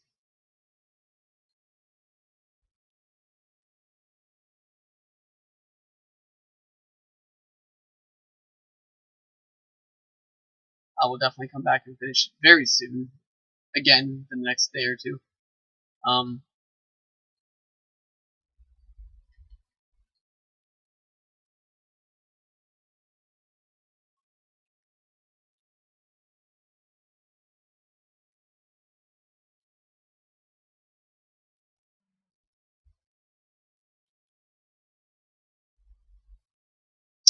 Alright. Let's see, the upward thrust would have helped me right there. I could have hit him as he came through here.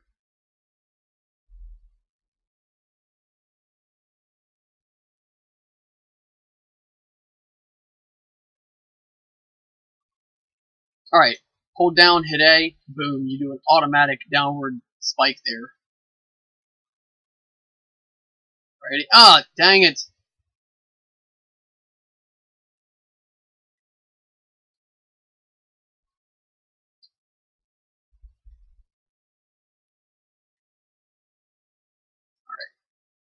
So you saw what I just did? You just knock down one of these blocks, get down lower, he's yours for the taking.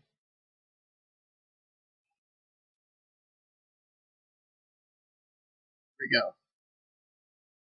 What did I tell you about that magic spell? I told you that thing is the bomb. Or that life magic spell. It is awesome.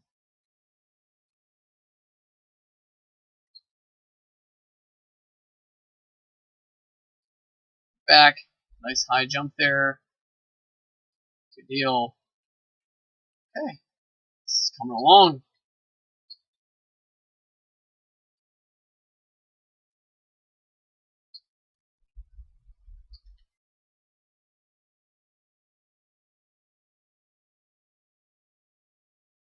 Okay, now this looks like it's impossible, but it actually is not. I think I can. No.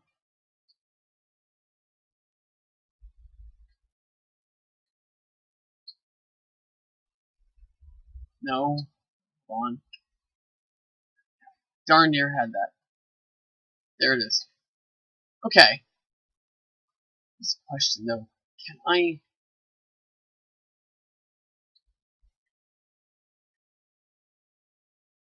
Okay, good. Yeah, there are some secret areas in the palaces where you actually get to go outside, get a breath of fresh air, so... This game may be pretty difficult, but they do cut you a break here and there. So, there you go. These guys you gotta watch because there's an endless stream of them. There's there's like mountain lion heads.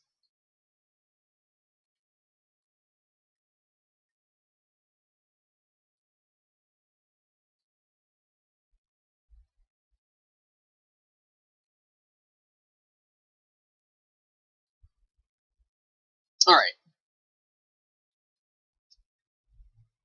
So as with any other dungeon, they give you a good array of enemy. Oh, these guys here, I need to tell you about them. This is the blue version of Dark Nut.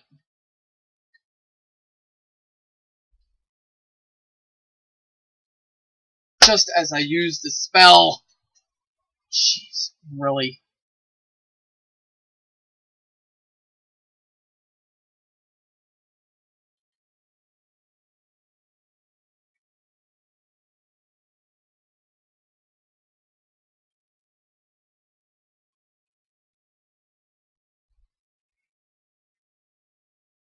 Alright. Here we go. So we got the treasure of the dungeon. You need to watch those blue dark nuts. Those mothers are strong and have good attacking skills. As you saw, even I had trouble with them. So, yeah, watch it with them. I would equip shield whenever you see one. Equip shield.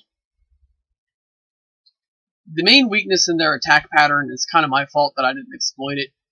Is the fact that they do pause once in a while after throwing an array of daggers at you. So they'll throw, then they'll stop. That's when I needed to attack, but I didn't.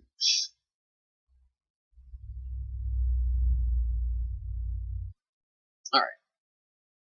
So I need to be a little more defensive and strategic minded here. I'm not going to get the results I'm looking for. Alright, so I've got a 6. I got a 6 for that. I'm not going to upgrade that. I'm just going to go...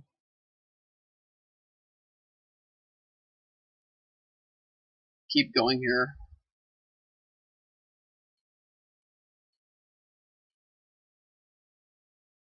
Oh, I got the key. Good.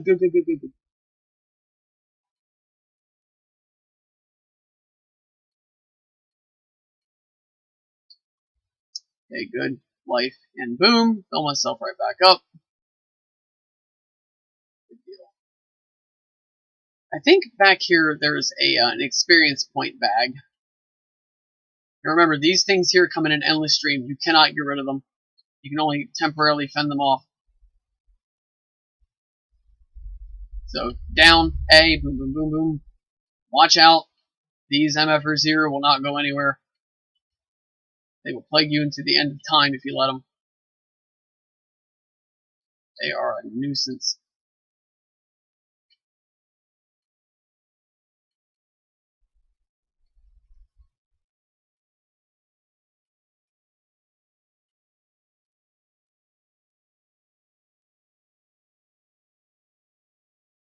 See what I mean? Can't get rid of them.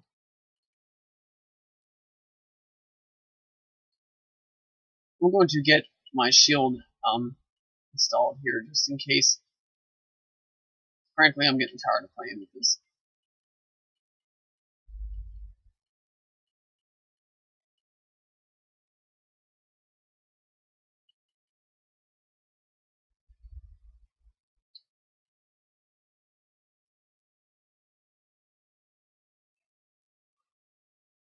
Alright. So we got the key. Looks like we're done with this area here.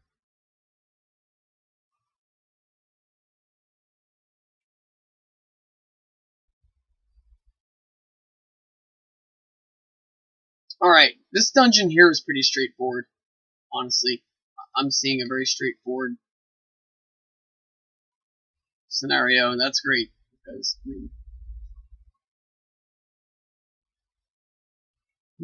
I don't know if that's even really worth it.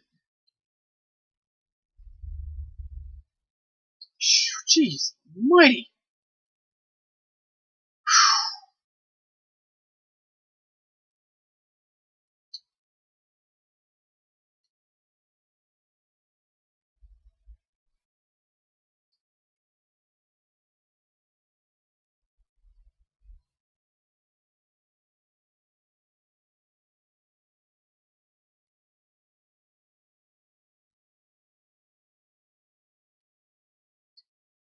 Trying to time it so I can get past him. I'm in no condition to fight him right now.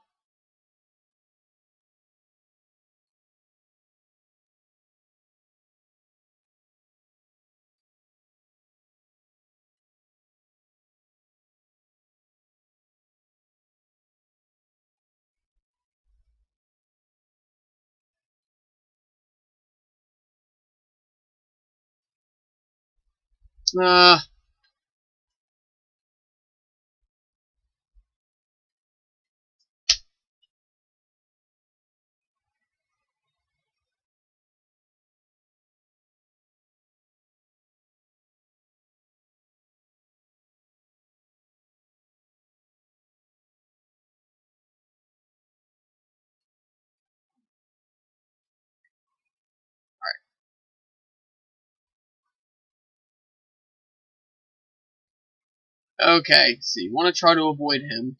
Back, this long, nice, powerful jump there, get up there. What is down here that is so special that they have to... I don't know.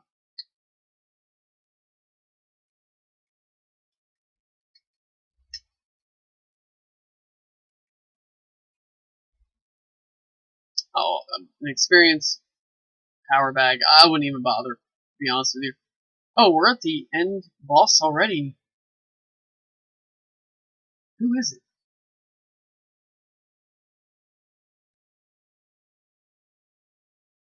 Isn't it the one that rides the horse, the steed, and he attacks you? Yep, got it. Okay, this one's hard, but he's not. Just a downward stab and kind of hit him as you're jumping up. You'll see me doing here. That looks harder than it really is. Then he turns into a blue dark nut. He'll throw his knives at you. Have your shield spell equipped. Should be okay. There we go. Alrighty.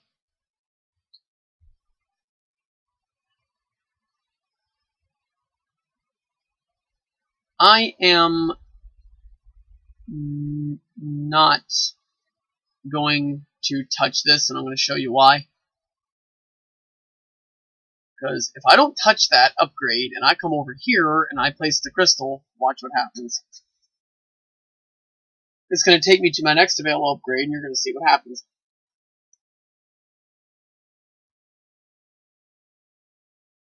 Drum roll, please. I get to upgrade my attack. Boom, my sword is now at level 7. This is the third palace, if I'm not mistaken. The count here. So first one, which was up in the desert. Second one, out there in that swampy area. This is our third palace. Okay, so we're not even halfway through the game, and my sword is almost at full strength. That is totally awesome. So let's test this thing out.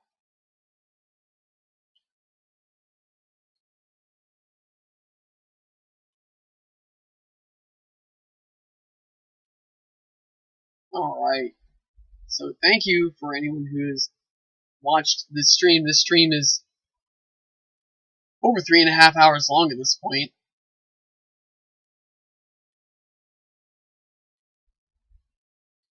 So I can now kill a blue Gorilla with one hit.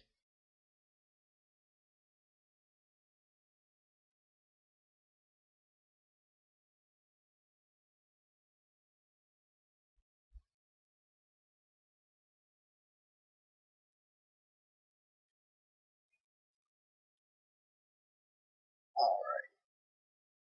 So now we are going to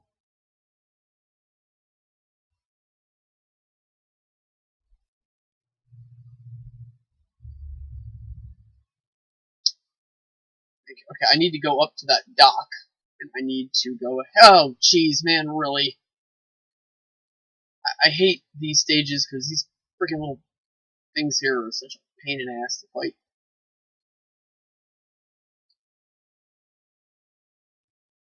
Alright, so what I'm going to do, I'm going to do shield, get the magic back. Alright, so that wasn't too bad.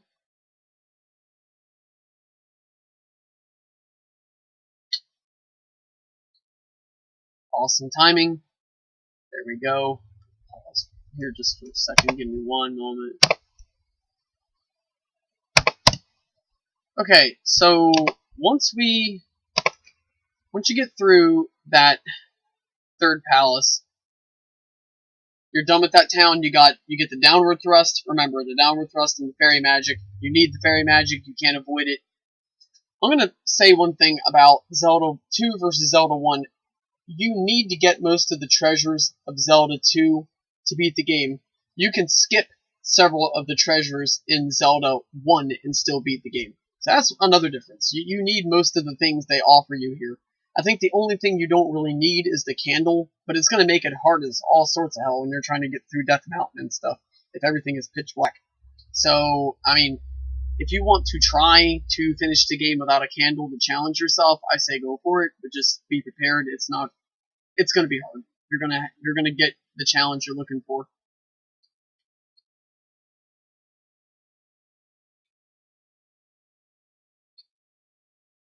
Awesome. You get 20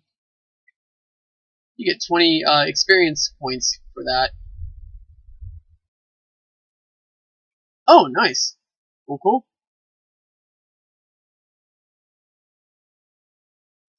Alright, let's just keep rolling here. Oh. Okay, now, you can't hurt these guys yet. Get the heck out of here. Actually, believe it or not, those things are Tektites. That little blue crab-looking creature, spider-looking creature that you encounter in the overworld on Zelda 1. They are a heck of a lot stronger in this game than they are in Zelda 1. In Zelda 2, they really, let's just say they're like their normal self in Zelda 1, but on steroids. With boots, I could walk on the water. Okay, so what he's hinting at is that there's a special pair of boots you can get in this game that literally lets you walk on water. And again, you need to get those in order to finish the game. Another example of how you need the treasures to finish the game. I am thirsty. Okay, when that girl says I am thirsty, come over here to this water fountain, hit B, and you get water. You have water. Come to my house. Okay, so can you guess what's going to happen next? Okay, at this point, you just simply walk across the house, go to the basement. Here is the Harry Potter wizard. Alright, now you got the fire spell. That is what you need to kill the Tektites in this game. Actually, there's a lot of creatures in this game that you can only hurt with fire. They're totally invincible outside of that one thing. And some of them, it takes more than one shot of the fire magic in order to hurt them. So, alright. Oh, I accidentally stabbed that girl. Jeez. Alright, so she's going to give me my life back. Okay, what do we got? See a man in Darunia before the islands. Okay. What is up with this? Oh, the bat that hangs on. There's something up with him, too. There's some kind of a secret with him. I can't recall what it is. Alright. So, let me put you guys on a brief hold. I will be right back.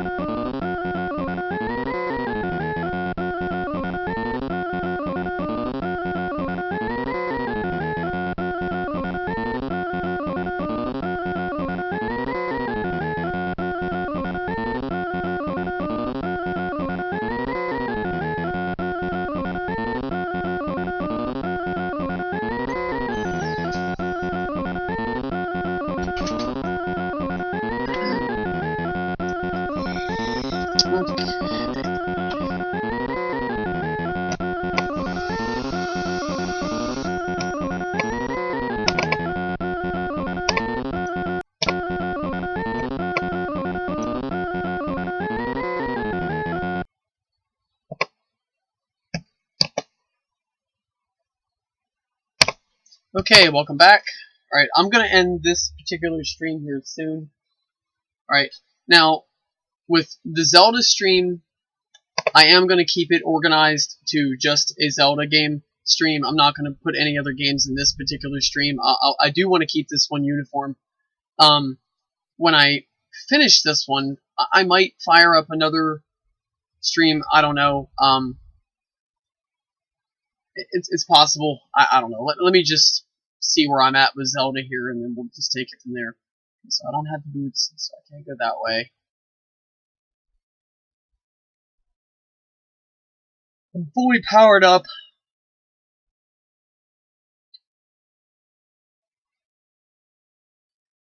So what is in?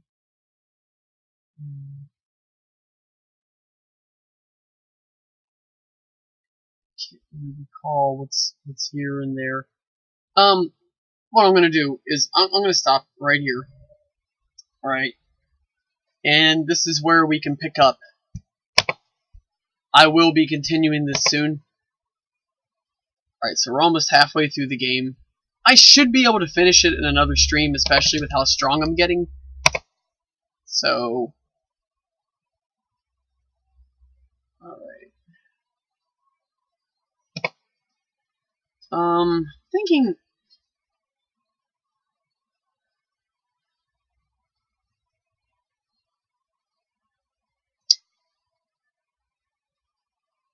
Yeah, we can end the stream here. I'm gonna keep it as just Zelda. Alright. Yeah, I'm gonna go ahead and start up another stream here. Once I stop this one, I'm going to start another one immediately after. Give me 10 minutes, okay? Kind of bouncing around what I'm going to bring up here to play next. I was thinking Mario 64. So it's either going to be Mario 64 or Mario 3 are the two that are on my mind right now. So, yeah, let me go ahead and end this one. Alright, so again, as always, guys, domo arigatou gozaimasu. Thank you so much for watching my stream. I hope you enjoyed it. Again, apologies for any monotony with some of the areas that I hit in Zelda 2. I try not to have to repeat the same thing again and again, but sometimes in Zelda 2 that's going to happen, especially when it comes to powering up. This is a game where you want to make sure you're at maximum strength, or as strong as you can be for whatever area that you're in, or you're going to be caught off guard, and that's going to really suck. So that is it. Thanks again, and see you soon.